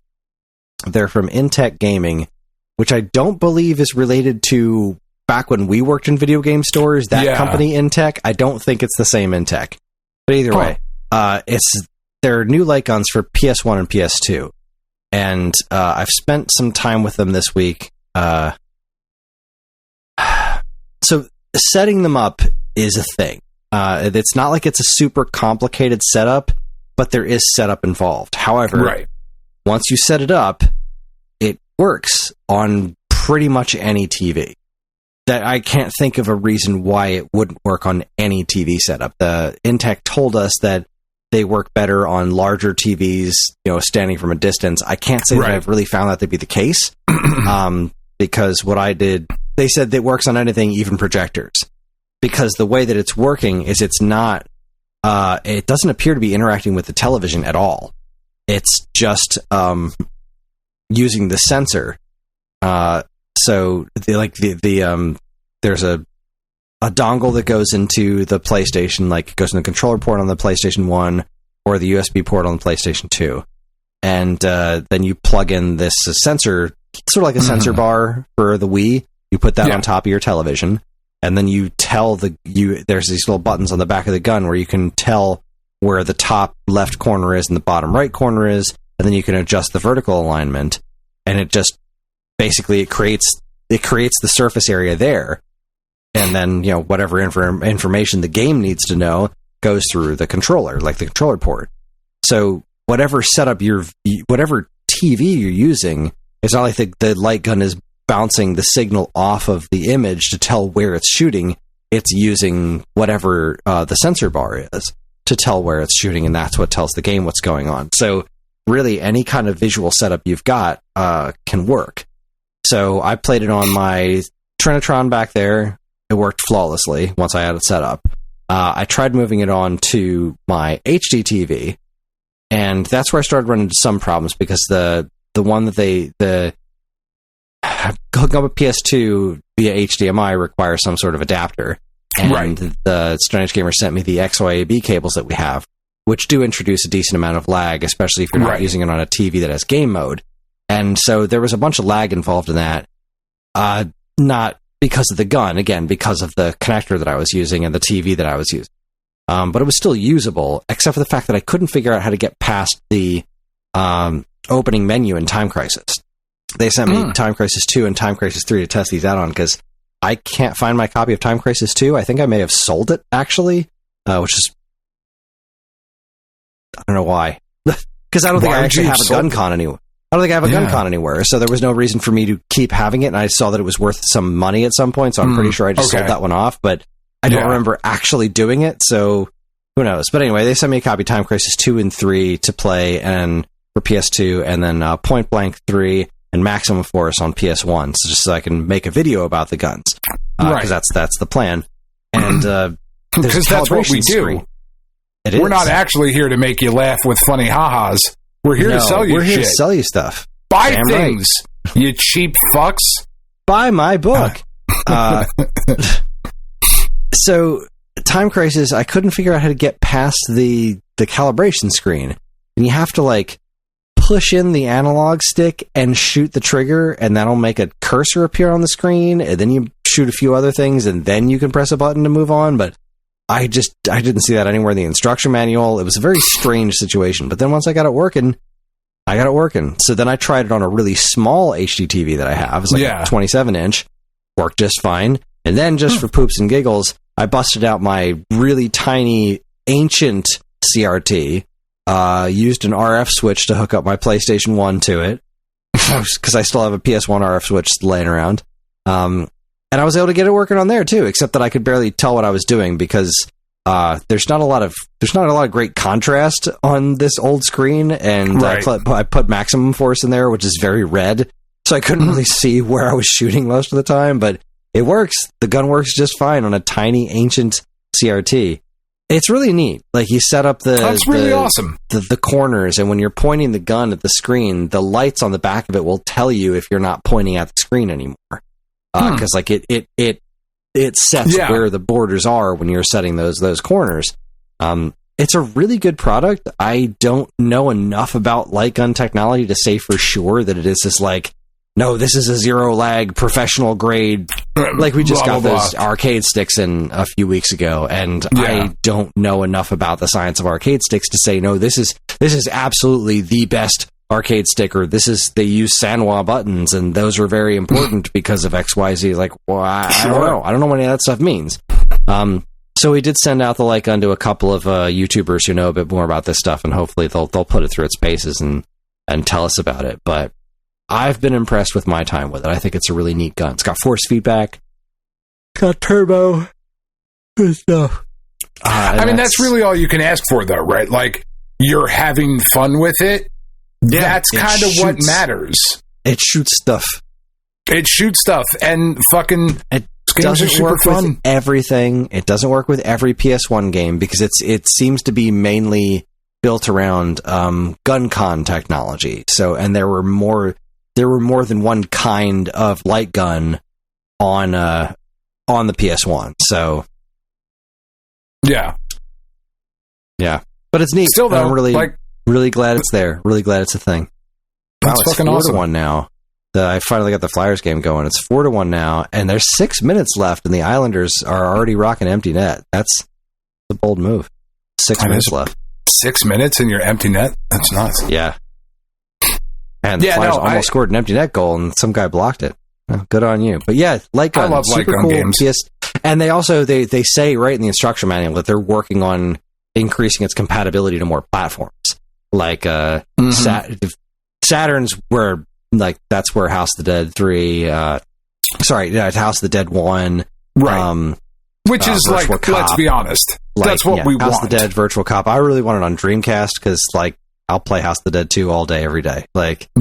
Give me House of the Dead 2. It's pretty good. Love that game. From what I've heard. Not familiar. But yeah, more. I would have to assume they just do it through dongles and firmware. And that'd be how I really do cool. it. Yeah, that's how I ended up with these two kids. That's how America does it. Bunch of dongles and firmware, right in the ass. Right up there with the Transformers. Look. A lot of you are not subscribed to the Discord, and you miss some interesting things sometimes, like Transformers and a discussion about. Anyway, yeah, that's awesome. I love that. Love that for you. So, what about you? What have you been up to? Oh, let's see. Well, and Codename Viper, obviously. So I didn't. Whatchamacallit? I didn't go to work this week. I took some time off.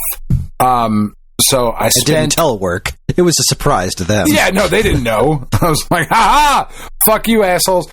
No, I had some time, so I sat at home and did not accomplish really many of the things that I wanted to. I did finish. I was reading Go Straight: The Ultimate Guide to Side-Scrolling Beat-em-Ups by Dave Cook. It's a meaty book, man. It's 430 something pages of beat 'em ups, and it's lots of pictures and lots of really interesting information, and it was a really, really dope book. I really enjoyed my time with it, and highly recommend it if you are a fan of beat 'em ups. It was really, really good. So I finished that and then started up. I'm only reading one book currently. Because I was also going to start Project Hail Mary. Oh, excuse me. Yeah. Sorry. Try not to do that. I was going to start Project Hail Mary. How dare you yawn on the podcast? I would never. I know you wouldn't. It's very unprofessional. Because I thought there was a chance we were going to go see that this weekend. But we're not. I've heard it's great. I really want to go see it because, Paul gave it just the highest of all possible recommendations. You need to get out and see it in the theater. And it's going to be rough because there's so many movies coming to the theater this year, and it's not a super cheap notion anymore to go to the theater. It's just not. It's worth it for certain things. Very happy that we went to see Super Mario Galaxy on the big screen. I really want to go see Project Hail Mary. Obviously, Spider-Man. Obviously, Supergirl. The new Supergirl trailer this week was so fucking good. The new He-Man trailer this week was so fucking good. I have to go see those movies on the big screen. There's a horror movie coming out called Dolly. I don't know that I need to go see that on the big screen. That's one I could probably wait for, but I very much want to go see Mortal Kombat 2. Because, come on. Mandalorian and Grogu, yes, please. I fucking love that. Then Master of the Universe in June, Supergirl in June, Spider-Man in July. I feel like I owe it to the world to see Street Fighter. I don't know if I'm going to spend the money on it, but I am just not interested. I'm just not. Nothing I've seen so far look like something I want to see. No, it looks like very much a movie that I don't want to see, but I'm fascinated by it. And I feel like we're going to need to at least try to talk about it. Maybe that's going to be one that we watch a pirated copy of. We'll shmemulate the Street Fighter movie. But anyway, I was short story long. I was going to start reading that this week, but since we're not going to see it this week, maybe next week I'll start Monday. Or whatever, maybe this weekend. So instead, I started going through Mel Brooks' autobiography, All About Me. by Mel Brooks, which is just absolutely wonderful. And I'm kind of doing a hybrid with that one. Like, I'm reading a couple chapters, and like as I'm driving around or whatever, I'll put the audiobook on like where I left off. And the audiobook of that one is really, really wonderful because it is Mel Brooks that is reading the audiobook. So he's just telling you a story. And, for my money, top 3 most important comedy filmmakers, comedians of all time, right? Like, I don't think that's even like a bold statement. You just reminded me of something else pretty cool that happened. Okay. So hit me with it. Karen made a very bold movie pick this week, and it went so much better than I would have expected. She picked Duck Soup. And let me tell you, John was like, he couldn't breathe. He was laughing so hard. That's amazing. Like, both kids liked it. Ellie enjoyed it, but John fucking loved it. He was cracking up hysterically. Like, the mirror scene, like, it's Marx Brothers. This movie's almost 100 years old, and it still resonates. Like, the comedy is still just funny. Like this shit was setting the hats on fire. Like, oh my god, it's so funny. There are certain things, like even with some of like the Mel Brooks stuff that is timeless, but so much of comedy is just very like, funny shit is just funny shit. You know what I mean? Like, it just is. The Marx Brothers were brilliant. They're absolute fucking geniuses. One of the things, like, I really like watching documentaries, obviously, right? Like, everybody loves watching documentaries. It's a fascinating way to make film. And I also really like listening to professionals talk about their profession.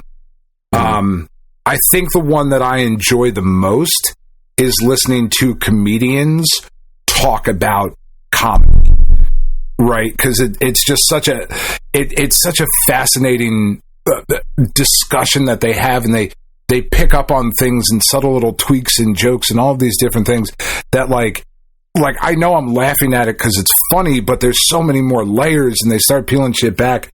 And like, whenever I listen to people, like, especially, I know he's a little bit controversial at the moment, but like Dave Chappelle, listening to that motherfucker talk about comedians is a fucking education, man. Like, he is a fascinating dude to listen to. And Mel Brooks is the same way. Like, he talks about a bunch in his book. He talks about the Marx Brothers, right? And just how they are that kind of timeless, that energy and that timing. And it's just, that's fucking great. I love that the kids loved it. Yeah, it made us both really happy because, it's a risk sometimes when you bring on there's a bunch of politics talk in the beginning. It's black and white. Yeah. It's weird. You fire that up, you got a chance that it's not going to go too well, and then it did. I mean, I want to watch Silent Movie with the kids. So I'm really, really fascinated by the idea of kids who are about to turn 17, who have grew up in a world with just unfettered access to fucking everything, right? Mm-hmm. How would my kids react to Silent Movie, right? Like, and they know, I think they would get the joke with, have you seen Silent Movie? I have not, no. So, the Silent Movie Mel Brooks made in the late 70s. It's got Sid Caesar, it's got Dom DeLuise, it's fucking hysterical. It's got Mel Brooks is starring in it, and there's one line of spoken dialogue in the movie. They call Marcel Marceau, at the time, the most famous mime in the world, asking him to be in their Silent Movie, and he yells no into the phone and slams the phone. It's fucking hysterical. It's so goddamn funny that Marcel Marceau, no, it fucking slams the phone down. The rest of the movie is a fucking Silent Movie. It's fucking brilliant. It's so goddamn funny. I really want them to watch it. We watched Minority Report with them because Tiff was like, fuck it. we're watching Minority Report, and they loved it. It's like, all right. I mean, I think that movie is fine. Like, it's same here. I didn't really care for that movie. It's all right. Like, okay, so they think about weird balls that go through a Rube Goldberg machine and predict crime or something. Like, there's got to be an easier way. Like, couldn't there just be a printout or something? Like, right? And then we arrest people before they've actually done anything wrong. Like, it's a bit of a touchy. Yeah, they fucking loved it. They thought it was great. But anyway, just so you know, they've been on empty net this whole time, and the Flyers have not been able to score. That's pathetic. And they should all be fired. It's amazing. It's amazing. I feel like these guys have done. Watching the Islanders like jump in front of the net, stop. Like they have this whole defense just planned around empty net. Look, I don't watch a ton of hockey. I've never quite seen a team function with an empty net like this before. Like they've had counters in place for these big shots. Like the Flyers haven't been able to shoot very close to it, besides like halfway across the ice at least. And they've been a couple of shots that just barely missed because of bad aim. But for generally speaking, they've had a defense for this, and it's really cool. It was wild watching them do it. It's very impressive. I feel like that happens a lot, like empty net, and you're like, well, they didn't fucking score. Okay. Yeah, I mean, there's still there's 13 seconds left. They're not going to get 3 goals in the next 11 seconds, but still, but bless the Islanders. They sure tried. Last absolutely 6 minutes, not. I will not bless the Islanders. Absolutely not bless the Islanders. But good Islanders. on them for giving it their all. But yay, the Flyers won. Huzzah. Yeah. It makes up for their devastating loss last night. Go on. Sorry. So we caught up on, we fell behind on Monarch just because life got in the way. We'll catch up on that this weekend. But we did catch up on Invincible, season 4. It's just so haven't even started it. Don't want to hear it. Haven't even started it. It sucks. It's terrible, and you're going to hate it. And we watched the first episode of Born Again season 2. We're going to watch the rest of them this weekend. Did you watch that? To get to we watched the first one. We haven't watched the 2 that dropped this week yet. So fucking good. Yep. So good. Yep. Oh man, fantastic. Off to a great start. It absolutely off to a great start. We watched the new Sam Raimi picture, Send Help. That was fucking awesome. It just absolutely incredible. Sam Raimi, bunch of people 2 people ended up stranded on an island. Rachel McAdams is like this like super nerdy what the fuck, I forget what her position is. She's like an analyst or some, I forget exactly what her position is in the company, but she was going to be promoted to vice president. The boss of the company dies. His douchebag son takes over. And he's just like every negative stereotype you think about, like big bro kind of business dude who like is only pure Nepo baby kind of shit. And they're flying out to this meeting, and their plane crashes on an island, and the other people that they're with end up dying, and it's just the Nepo baby boss and Rachel McAdams are left. And she's like, she was, because of course she was filming audition tapes to be on Survivor, and like she's a huge fan of that, so like she knows what to do. This dude's all fucked up, and the movie just goes. Trailers for this looked great, dude. It's awesome. It just goes off in like a crazy Sam Raimi direction, and the fucking ending was just absolutely absolutely beautiful. I fucking loved it. Absolutely loved it. So fun. But the main game that I've been playing this week, though, we've done a little bit more of Sands of Blake Manor, which is really good. I talked about that a little bit last week. But Tiff's hours have been really crazy this week, so I've had a little bit more time on my own. And I started playing Minishoot Adventures, which I picked up on the Steam Spring Sale a couple weeks ago. And I think I am, a little more than halfway through the game, because it's a short game. It's like 7 hours or whatever. I think I'm a little over 4 hours into it. And I would very strongly recommend that you take some time this weekend, Kris. If you can find a half hour, if you can find 20 minutes, give this did you pick this up? I thought you said you did. I said I wanted to, but okay. I didn't pick it up. I'm going to add it to my wish list right now, though. Because it was on that last Nintendo Indie Showcase thing. What's it called? Minishoot Adventures. You're going to absolutely... really cool. You're going to fucking love this. You're going to absolutely love this game. It is so good. It's so wonderful. The only gripe I have is that I wish it was a little bit more pixelated. Right, it's on my wish list already. I'm just waiting for it to go on sale or something. It looks a little too smooth. I feel like it's too vaguely Flash animation-y. Yeah, vaguely Flash. Yeah. If the art was pixelated, I think you're right. That would look a little bit cooler. Man, I remember loving the way this looked. However, I was like, let me see. So it's like the original Legend of Zelda mixed with a top-down shooter, mixed with a Metroidvania. Like, that sounds like something that I'm going to love. I got 20 minutes. I got 20 minutes. Let me just, give this a shot before I go to bed. And then 2 hours later, I was like, fuck, I really need to go to bed. Because I just sat there and played it for, 2 hours straight. It's fucking awesome. It is so wonderful and so charming, and it's really sparse in a lot of areas, and you're just kind of flying around, so there's there's feelings of isolation, but then you get to a new screen and there's a battle and it's really fun and you're flying around, and the enemies, there's certain enemy types that fly and behave like paper airplanes might, they've got an interesting weight to them, and then other creatures, plane things show up and they're flying around and they've got different patterns, and it also becomes a bullet hell at certain times where you're dodging all the fucking projectiles and shit, and you're upgrading your ship and getting different maneuvers you can do. It controls just beautifully.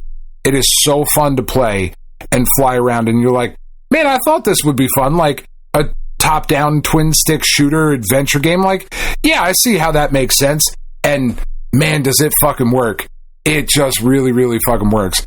I'm almost sad that we had to do the show tonight so that I couldn't sit down and beat it. I'm going to finish it this weekend, which is nuts. I never start games and finish them in 2 or 3 days, even when they are only, 7-8 hours long. I just never dedicate that much time that quickly to a game, but this one I definitely will. Absolutely fucking beautiful. Love this game.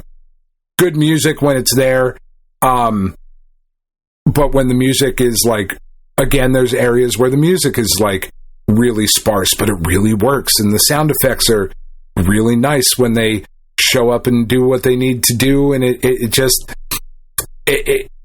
just a wonderful little experience. I absolutely fucking love this game. I'm so sad it took me this long to play it, because it's been on my Steam wish list for 2 years or something like that, and I just never grabbed it, because it wasn't cheap enough, I guess. But man, absolutely, I got this, I think, for $4.50 or $7.50, somewhere around there. This is absolutely worth whatever price they're asking for it. Because I think they're asking $15 or something like that is the normal price. $15.99 on Switch too. Yeah, so I'm waiting definitely for a worth it. See if I can score a review code.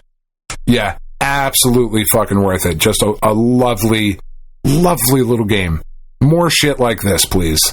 I mean, also new God of War and Wolverine and whatever. I'm excited about that. But more stuff like this. It's just, I play something like this that's made by 2 people. And then I see that Eidos Montreal is spending hundreds of millions of dollars and laying off hundreds of people, or over 100 people, on a game nobody had heard about or played or seen anything of. It's just, it doesn't have to be that. This is you play things like Minishoot Adventures, and you're oh yeah, video games. I remember these. These are different. These are cool. These are great. Absolutely love it. I look forward to it. Yeah. You will absolutely. If you do not love this game, I will be shocked. This is a Kris ass game. if there ever was one. It certainly looked like it when it showed up in the showcase. So yeah. I very much am looking forward to it. But yes, let's get teasing. Let's get to the crux of the biscuit. That's right. Super Mario Galaxy movie came out, and it was quite an adventure for us. As I mentioned on the show a while back, I bought my tickets the day that they became available. I drove out to the movie theater, and because I refused to pay the extra money for the convenience charge to use Fandango or whatever, like, fuck all the way off. Like, movie tickets aren't expensive enough. Using your app to buy my tickets is going to cost me an extra couple of bucks. Fuck all the way off. So, drove out to the theater, bought tickets for me, Karen, Ellie, John, and our friends Erica, Josh, and Ellie's bestie Aurora. So I've had these tickets for a little while now. Yep. We come up with a plan to go to the theater. Our movie's at 5:10, where we're going to go to the movie, and then afterwards we were going to go out to dinner. The kids chose Red Robin, which, okay, fine. I don't know why they love Red Robin so much. I don't dislike Red Robin. Tiff loves Red Robin. Her mom loves Red Robin. It's fine. Exactly. It's fine. It's fine. It never really impressed me so much. I was like, man, we got to go back there. It's a good burger. It's not the best burger I've ever had. Good enough. It is sufficient. Yeah. But the kids were very excited about it. So we get to the theater.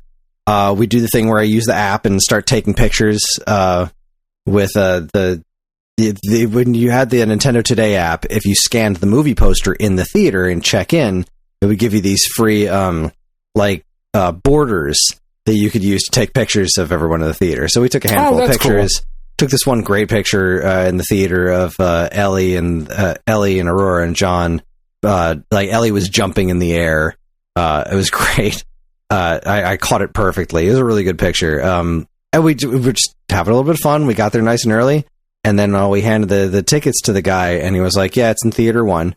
Now, I remembered that I had bought IMAX tickets because the IMAX tickets at this theater, the better theater, were actually cheaper than the regular tickets at the shitty theater. So I was like, wait a minute, you mean it's in this theater right here? And he was like, oh no, wait a minute, let me see your tickets. So he looked at my ticket, and he's looking at his thing, he's like, hold on a second. So he goes over and he starts talking to the manager. He's like, this movie time, something's up. You need to go talk to the manager.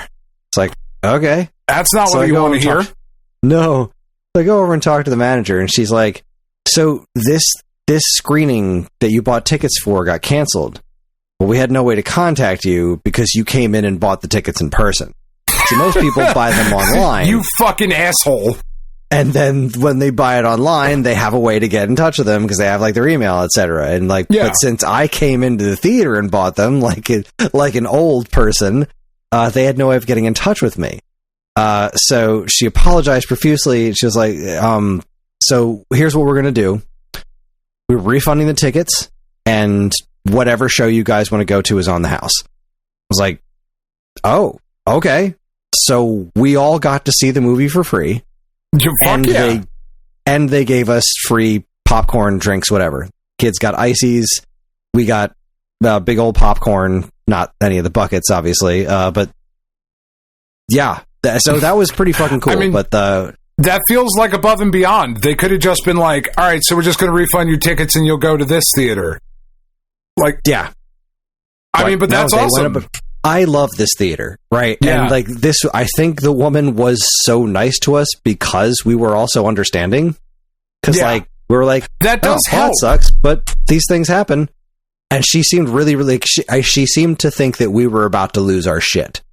And I'm like, well, we're still going to get to see the theater. We're going to get to see the movie tonight. And she's like, and in the meantime, while you guys wait, because the next show, because everything was sold out, the next show was at 7:30. So it was a decent amount of time after our 5:10 showing. She was like, in the meantime, feel free to walk into any movie you want. It's fine. And I was like, no, don't worry about it. We were going to go to dinner after the movie, so we'll just go to dinner now and we'll come back for the movie. She's like, that's perfect. And, when you come back, come see me. I'll bring you, because the shows were sold out, but apparently they reserve a handful of seats in the way back row, like all the way at the top, for just such an occasion, like overflow or management things or something like that. Shit happens. So they gave us those seats all the way at the top and the IMAX, which was perfectly fine because the IMAX screen is so fucking huge. Yeah. Then it was nice to be able to be all the way in the back. Usually I go close to the back, like by choice. So I was really only a little bit further back than I normally would have been. So then we went out to Red Robin. We had a meal, and it was... I didn't have a great time during the meal because Ellie and Aurora and John were all like talking to each other, and the way we sat at the table, it was a big rectangle table. Yeah. And just the way that we kind of filtered in, I wound up like one side of the table was me, Karen, and Erica, and the other side of the table was Ellie, Aurora, John, and Josh. So there's 3 adults at the end, and then I'm on the other end. So I'm just completely left out of the adult conversation, and I can't even really talk to the kids either because they're talking to each other. So I was just kind of like sitting by myself, kind of half hearing the conversation that's going on the other side of the table, and that was kind of a bummer. I was like, man, this really kind of blows. And then we went outside for a little bit and enjoyed the nice weather because we all finished our food and we still had some time. And then everybody started talking about like tattoos and beer, and I was like, cool. This ain't for me. This ain't for me. But the kids had all of our phones, so they were all enjoying whatever they were doing, and I'm just standing here like, well, this kind of sucks. You know, I get to go out and be social with people I genuinely like, and they're all talking about stuff I have no frame of reference for. Like, just nothing really. Talking about all of, like, Josh's tattoos and where he got them and what tattoos they want to get and where they want to get them, and I'm like, cool. Because I have no interest in them, and it's just it kind of sucked. But then we all got in our cars. We drove back to the theater. The manager walked us into our special seats, and we felt all like VIP and whatnot. Yeah, that's awesome. And we got to see the movie for free. Like, come on, like. Yes, it went a little bit later than we originally wanted to, but the kids were starting. They had a half day of school, and we're starting a spring break. So it's like, who cares if they're up a little bit late tonight? Yeah. We're seeing the movie for free with free snacks and popcorn, and like, this is great. So you're allowed to be a little bit tired at school. It's okay. Yeah, I had John on one side and Ellie on the other side, and I'll just say up front that my face hurt by the end from smiling so much. Yeah. It was a very rough week personally. I wasn't exactly having a great evening up to that point because it was, changing the movie time was a little bit stressful, but it was worth it for the free movie and all that stuff. But boy, as soon as the movie started, and this is one of the reasons I loved it so much, because critics have been tearing this movie to shreds for not being a Pixar movie, right? Sure. I don't need every children's movie to make me cry, right? I don't need...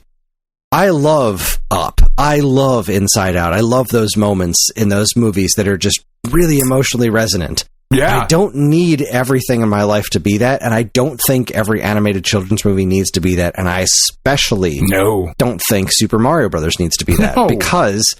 It's not that's not the source material. Like, they try to add those kinds of moments to the Sonic movies, for example. But when I'm like, maybe the more modern Sonic games have that kind of stuff in it, but when you look at the original Genesis games, they're just a hedgehog going fast and being cool. Yeah. That's what Mario games are. They have a story. They add just Mario enough emotional resonance in it. A hedgehog going fast. Exactly. Cool. That's what they are. Mario games are simple. They are They're fun. They are funny. They are beautiful. And that's what this movie was. It was everything that I wanted it to be. Had just enough plot to be a movie. The dialogue was witty. The music was incredible. Some of the dialogue was witty. Like, no. I was saying the plot. It had a plot. Kind of. No, there was a plot. Yeah. There was a plot. It wasn't a deep plot. It was wafer thin, but it was a plot. It was an excuse to get from point A to point B. Rosalina kidnapped because Bowser Jr. wants to impress his dad. Bowser had his little weird character growth thing and then regression. Like, there was a plot. It wasn't much of a plot, but it was exactly enough plot. Like, it was a Mario movie. It was a Mario Galaxy movie. It did everything it needed to do. It was enough plot to get from set piece to set piece, which is, like you said, that's really all you needed to do, right? Because, so I picked... that's all you should do. You should not be trying to make a Mario movie more emotionally resonant than that. Like, what little was there felt like it had more meaning because of how little there is to begin with, you know? Like, that little moment, the little bits of Luigi and Yoshi teasing Mario about having a crush on Peach, and the little moment at the end where she gives him a kiss on the nose. Like, I remember the first time that happened in Super Mario World, when you beat Super Mario World and Peach comes down and kisses Mario on the nose and he blushes. Like, it gives you just this little bit of tiny little tug of the heartstring, not because it was this amazing love story, just because it was a cute thing. And it was a beautiful little sweet, innocent, cute moment. And that's what it was supposed to be. And I can't believe that there are so many critics that have so little soul that they look at this and complain that is a bad thing. The first movie did so well because it was a Super Mario Brothers movie, exactly what the fucking title was. They didn't try to turn it into something that it wasn't. It was exactly enough plot to make the fun things connect. Because it was just all about the fun things. It's about the adventure. That's what Mario games are. So when you're making a Mario movie, that's what you got to do with it. And I think they handled it brilliantly. It was just fun. Yeah, I really enjoyed it. I think I enjoyed the first one more. I think I might have. I think I'm not sure. First one, I don't know, because I think the first one is a better movie. If that makes sense. Like, this was a little overstuffed. The first one was a little bit more focused. Yeah, I think. But I do think that this one was funnier and more confident. I would agree with that. Also, this one had a pro wrestling reference. So I tell me you caught the pro ref. Tell me you caught the pro wrestling. You caught the pro wrestling reference. I didn't. Where was it? As soon as I see it, in Mario's bedroom. In Mario's bedroom, there's a big, giant poster in the background of the Amazon versus Starman. I was like, "Fuck, Dan's gonna freak out when he sees that." Never I'm mind. So sad you Best missed movie it. ever made. Best movie ever made. So sad. He had Excite Bike on the TV on his NES, like he had Kid Icarus in the last one. Yeah, so I was looking at that on this one. I didn't. And right in the background, Starman versus the Amazon. I'm like, oh my god, I missed it. But so I picked up the kids from school, and I was like, because they had an esports competition that their school won that day. They came in first place at the esports competition, which was super cool. So I picked them up from school, and I was like, all right, I can't drive anybody else home today, because we got to run to the store, right? So we ran to the store, and the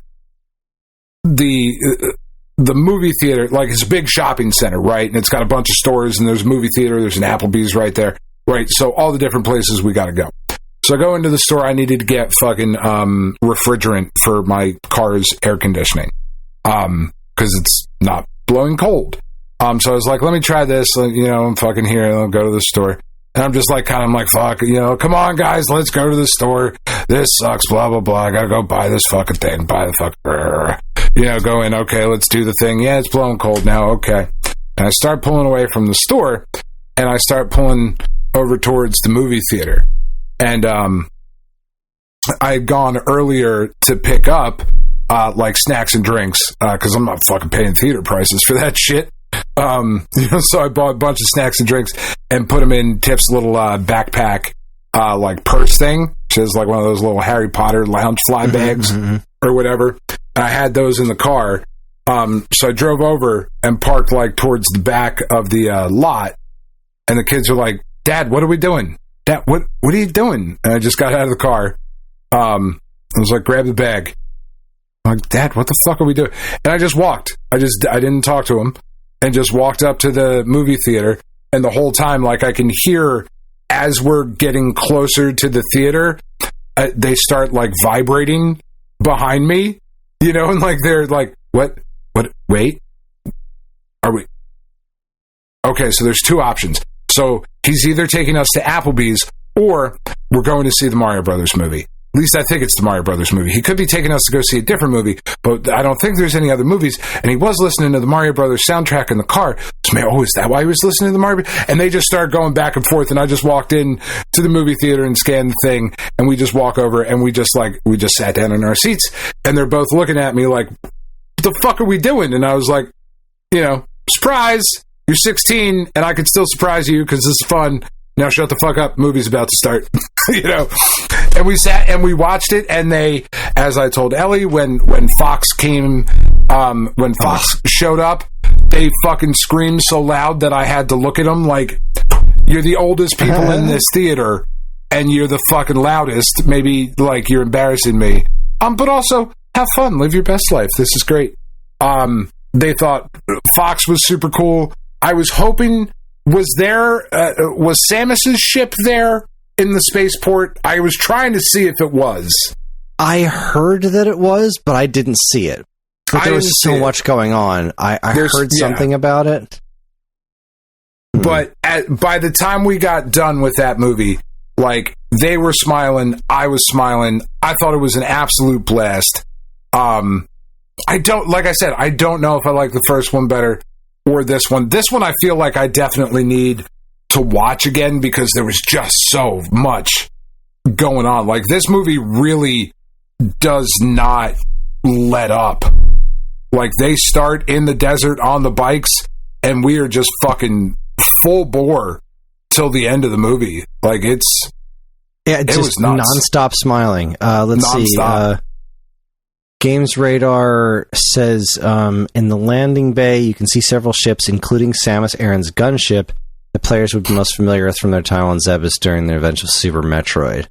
We didn't even catch the first time around, but yes, the Metroid ship is just over Toad's left shoulder in the one moment. It's literally on screen for a split second, so repeated viewings might be required. So I can't find a picture of it. I guess nobody's really got the movie out there, but apparently it is indeed in there. Samus' starship, but that's Fox awesome. Was so good. Fox he was more so of the movie good. than I expected him to be. The Pikmin cameo was really nice. Oh, but, Roddy man, fucking lost his shit for that. I would have really liked if they would have fucking kept the Fox thing quiet. I don't know why you had to announce that. I don't know why why exactly. Why did they put that poster out? And it was like 3 days before the movie. Like, why? Don't tell people now. You made it this fucking far. Like, god damn it. Yeah, I have no idea why they decided to drop that. But it was still awesome. It was still awesome. It was still not what I expected. Yeah. And man, I think the hardest I laughed was Rob. That was fucking funny. That joke was just for people who have used Rob before. Because, like, he's making the noise, right? Or here, and it sounds just like the noise that thing makes, and it's moving all slow. And, like, it's funny on its own, but if you've ever actually used Rob, it's fucking hysterical. That cracked my shit up. It was brilliant. The whole Rosalina being Peach's sister thing, I thought was very, very interesting, because I remember when Rosalina was introduced as a character and people being like, wow, she looks a lot like Peach. And there was supposed to be... Apparently there was always supposed to be some sort of connection between the two of them, but it's a Mario game, so they never really, like, dove into the lore. But, yeah... That's not outside. This was a thing all the way back from the character's inception. Because the kids asked me, they were like, "So is that like how it is in the game?" And I was like, "All right, so I'm not the authority here, but I don't think so." No, it's never been confirmed before now. Yeah. I was just looking at something. It's just something old about that. about them being related, and it was definitely some sort of thing that they kind of sort of hinted that they always wanted to have them have some sort of relationship, and they just recently talked about it in interviews. They just never really nailed it down. Never did. So that was really cool. I thought it made a lot of sense. It's a very, very pretty movie. I am very so beautiful. I'm very excited. Yeah, to watch this at home because I've got the Govee lights on the TV, right? So like all the colors popping and all that shit. Like I'm very excited to watch it that way. But in the theater, it was just so bright and so colorful and just the animation was great. I could have done without the little minion looking robots. I didn't know if the little yellow robots that were there at the spaceport. To me, I thought that those were minions. Maybe I was missing with different... the gears looking things. Is that a different reference? Those are from Mario Galaxy. Oh, are they? I've never played Mario Galaxy.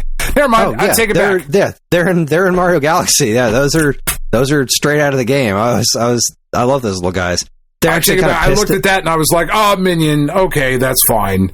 Yeah, they get kind of pissed at you in that game too when they ask you to help clean up and stuff, and when you don't do a good job, they get pissed at you. No, those guys were great. Those little wood guys are in Super Mario Odyssey.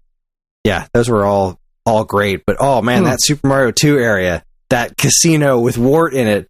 Oh boy. Yeah, I was very happy. First off, that whole sequence was really cool with the gravity stuff. Yeah. Like that was a really, really nice thing they put together there. But that fight. It was great. When fucking Claw Grip shows up and he's all...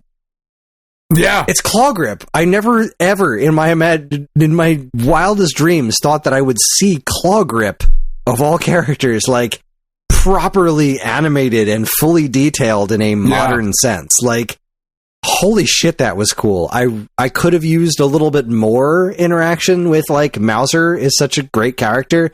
I'm glad that he was there, but, like... He had such limited screen time that kind of bummed me out. Wart, however, I loved the way that he was constantly spitting bubbles while he was talking, right? Like and had more screen time than I thought. Like I thought he was just going to be there. I thought what we saw in the trailer was going to be pretty much all we got, and there was more. And we got so close. We got so close to what I always wanted. Was an interaction between Wart and Bowser. We were right there. He called Bowser Jr. and like I thought we were going to get an interaction between the two of them, but they cut away and never went back to it. That made me very sad. It almost felt like they were leaving that for the next one. Yeah, like they didn't kill Wart. Like Wart could totally be back, and that's wonderful. I loved this reinvention of Wart. I thought he looked great. I thought he sounded great. I thought the fight was great. I love the way he just kind of sat back and he was defeated with a vegetable in his mouth. Like, good job. I loved... All right, first off, I hate the baby characters. I always have. Yeah. Except for Baby Mario and in Yoshi's Island, because of that specific game, I like the baby character there and nowhere else. Nowhere else. Except this movie. Because, number one, the fact that the Super Scope is a de-evolution gun... which is a direct reference to the Super Mario Brothers Bob Hoskins movie, was fucking great. And then on top of that, it's Yoshi with a Super Scope, which is basically a reference to Yoshi's Safari. I love that whole scene. It was pretty wild. It's such a great... And the joke about we keep getting more dinosaurs because they made the T-Rex a baby, too. That was good. It was good. It was so good. Where they pulled the Super Scope off the wall, I feel like there were definitely more references. Yeah, I didn't really catch anything. I'm sure there are. I saw the NES blasters were there.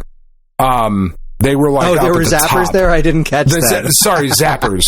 The fuck did I say? That's blasters. Great. It's past 10, so I'm about to turn into a fucking pumpkin. Oh shit! I'm sorry, Evan. So the zappers were there, and I'm positive there were other things there that I missed. But like those I saw, but then he pulled off the fucking super scope and I was like, oh shit. And at that point, Penn looked at me and she goes, Dad, we're in public. There are kids here. Because I legit went, oh shit, in the theater full of children. Like, damn it, I'm sorry, guys. I got excited. It was dope. The music was beautiful. I have to talk about the music because that was one of my gripes in the first movie was the excessive needle drops to the point where they took out great Donkey Kong music in favor of a needle drop that was totally unnecessary. So I was really happy that they didn't overdo it this time with that kind of stuff. That was really nice. I loved the Yoshi, the whole Yoshi backstory in Brooklyn montage was fucking great. Like, that was awesome. I just loved that because, like, that's where I thought that's where the movie was going at the post credit scene of the first one. Yeah. That's kind of where it seemed like they were going. Is like, oh, now we're going back to the real world and Yoshi's in the real world. That's going to be the thing. And they're like, no, we're just going to montage this and get right to space. Like, yeah, just that whole montage was great. I'm trying to find an image of Mario's bedroom with that pro wrestling poster for you. I'm trying desperately. Bowser Jr. So here's my one gripe with that. I wish any Bowser Jr. fight in any of the games was that cool. Yeah. Because that battle looked like so much fun, and he's using the Wonder Power in particular. Like, it was a very like he turns into Wonder Bowser Jr., which is that's straight out of Super Mario Brothers Wonder. So that was pretty cool. But none of the Bowser Jr. fights in any of the games are anywhere near that good. What's it? The brush bit at the end where Luigi gets the brush and fucking Mr. Game & Watch shows up. Yeah, and he's like, "What? I don't know how to draw." That was so fucking cool. Oh my god, it was a great way to incorporate that character. Yeah. And it was so funny. It really made me laugh. So I keep finding this picture that's almost showing the poster, but Mario's blocking it. I want to see if there's going to be anything else in this video that's going to show it a little bit better. Oh man, that pro wrestling poster just made me so happy. I never get to see it in perfect detail, but you do get to it's so obviously that's what it is. All right, they're talking about wrestling right now in this video, so I have to assume they're going to try to show it. They're just showing Excite Bike, and I don't think they can. I don't think anybody has that shot yet, but it's there. They will. It's wonderful, and I will see it. Yeah, and you will see it, and it will be great. Yeah. Again, the music, the music callbacks that they did were really, really wonderful. There were so many times, and I can't even think of what they all were, but there were so many times during this movie where there was some sort of musical thing that came in, like the Star Fox music when during the Fox McCloud action sequence, the weird dance remix of Jump Up Superstar, and even I really thought like Mario and Peach, their whole situation was just very cute. I really liked their interactions with one another. I loved the action sequence at the end with the two of them working together through the platforming segment, and then the fucking letter she sent him when she was going away, and I was expecting her to say "Dear Mario," and she's like, "Dear Mustache." Yeah. And that was great. Almost giving him a hug, and then he went for a handshake, and it's so basic, but it was so cute. It was great. But then the two of them working together was I loved this movie so much. I loved it so much. It was for me. I loved her getting the umbrella. That was a very cute thing too, and I can't believe I didn't guess that. It was seeing the box, and I'm like, "What's in there? Like a big flower? What could it be?" And then, of course, it was the umbrella. Of course, it was the umbrella. I don't know why that didn't occur to me. Yeah, I really liked the whole Bowser. I really liked Bowser's story of him getting to be friends and working to earn, because he liked Luigi, and then kind of earning Mario's respect, and then like having to choose between being evil for his kid and then just eventually landing there because of course he did. He's Bowser, but he's Bowser. I thought that was really cool. I thought that was a really fun little plot where he was trying to stop him. He was like, well, don't kill them. And then Bowser Jr. reminding him of who he is. And I really liked their Bowser. relationship. I really am a good dad. Like, it was awesome. Great. It was, like you said, it was exactly what it needed to be. And if you were on the fence of going to see this movie, you definitely should.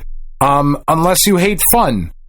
If you hate fun, don't go see it. Like, if you're going into this expecting Citizen Kane, you're going to be fucking disappointed. Or maybe not, because that movie kind of sucks. I'm just kidding. Citizen Kane is great. But, like, if you're going in there expecting a masterpiece, if you are expecting a Pixar film, Pixar makes Pixar movies, not Illumination. They make a different type of thing. That's okay. There was a Mario RPG movie musical reference when Peach was fighting all the ninjas. They played a snippet of that was Mario 2. When she was fighting off all the ninjas, they played a little bit of Wart's theme from Mario 2. But there was another spot where they played a little bit of the Super Mario RPG Bowser's Castle, and that was really cool. God, I just keep thinking back to all the stuff that I thought was really fun. And John, the whole movie, John was just like, every single character that showed up, I was like, oh, it's a Conch-Door, oh, it's a Buzzy Beetle. Everything was exciting him, and it was really infectious to be next to him while he was so excited about that. That's outstanding. It was so much fun. It was exactly the movie-going experience I wanted it to be. I thought the voice actors all did a great job. I really loved... I thought the sweet little sister moment between Rosalina and Peach was great. Her getting her backstory, it was very where sweet. She came from. Fox Toad said the thing. He did do a barrel roll, and he was doing it in the fucking Comet Observatory. Like, he did a barrel roll in the Comet Observatory. The Mario Maker stuff that showed up when they were building the castle. Like, the fact that they beat Bowser before turning him into Dry Bowser by using an axe on the bridge like Super Mario Brothers. Like, they just made the games into a movie, and they did such a good job. The cape power-up at the end, the flight star from Mario Galaxy where he flies around, like... It was awesome. It was just fun. It was just fun. Pure fun entertainment. Good job, guys. Well done. All right. I'm sorry this went on so long, Evan, but we needed to gush about the movie. I tried, it was Evan. Very important. I tried like 10 minutes ago. I tried to direct him. He didn't listen. It was my fault. I had too much good stuff to say about this movie because I loved it. I really did. I really loved the entire experience of seeing it. Yeah, it was great. It was a fun night. It was that theater went above and beyond to make it right with us for canceling our show and not being able to tell us about it because we bought tickets like normal people. Or I guess abnormal people now. And it was the joy that I needed in my life. And I can't wait to see it again because I want to see all the references that I missed. Mm-hmm. All right. Chris Pratt continues to be fine. Stop it. You're done. Evan has to go to bed. The show is done. That is our show. Thanks for listening, everybody. Join us next time for the next installment of the SAG Standouts, where we'll be talking about the ColecoVision and what our best games, the essential games for the ColecoVision are. I'm looking forward to giving that a go this week. Hopefully I have enough time to really put into it. I have a short stack of ColecoVision games, so I'm going to be trying again to put this on regular hardware. I think my I don't know, we'll see what I do. I don't know how deep into the library I'm going to be able to get. Some of it will probably be shememulating, but I'll do as much on original hardware as possible. Do what you can. That's it. That's all we can do, what we can. We are on most social media platforms, and if you want to get in touch with us, we aren't very difficult to find. All it takes is a quick look at our show notes, and you'll see links to our social media accounts, as well as all manner of other fun stuff, like a link to our namesake, StoneAgeGamer.com, and more useful links than you can shake a joystick at. If you'd like to get early access to this show's episodes, as well as a bevy of other shows on the Geekade Podcast Network, check out our Patreon, also linked in the show notes. It helps keep this show running week after week, and all our patrons are loved and appreciated. This show's theme song, Squared Roots, was written by banjo guy Ali. You can learn all about his wonderful music and more by following the link to his YouTube channel, also in the show notes. And finally, as always, we'd like to thank our intrepid editor, Evan, for making the show listenable for all you folks and staying up late with us. I'd like to thank all you folks for listening in the first place. That's it. On behalf of Dan and myself, keep playing games.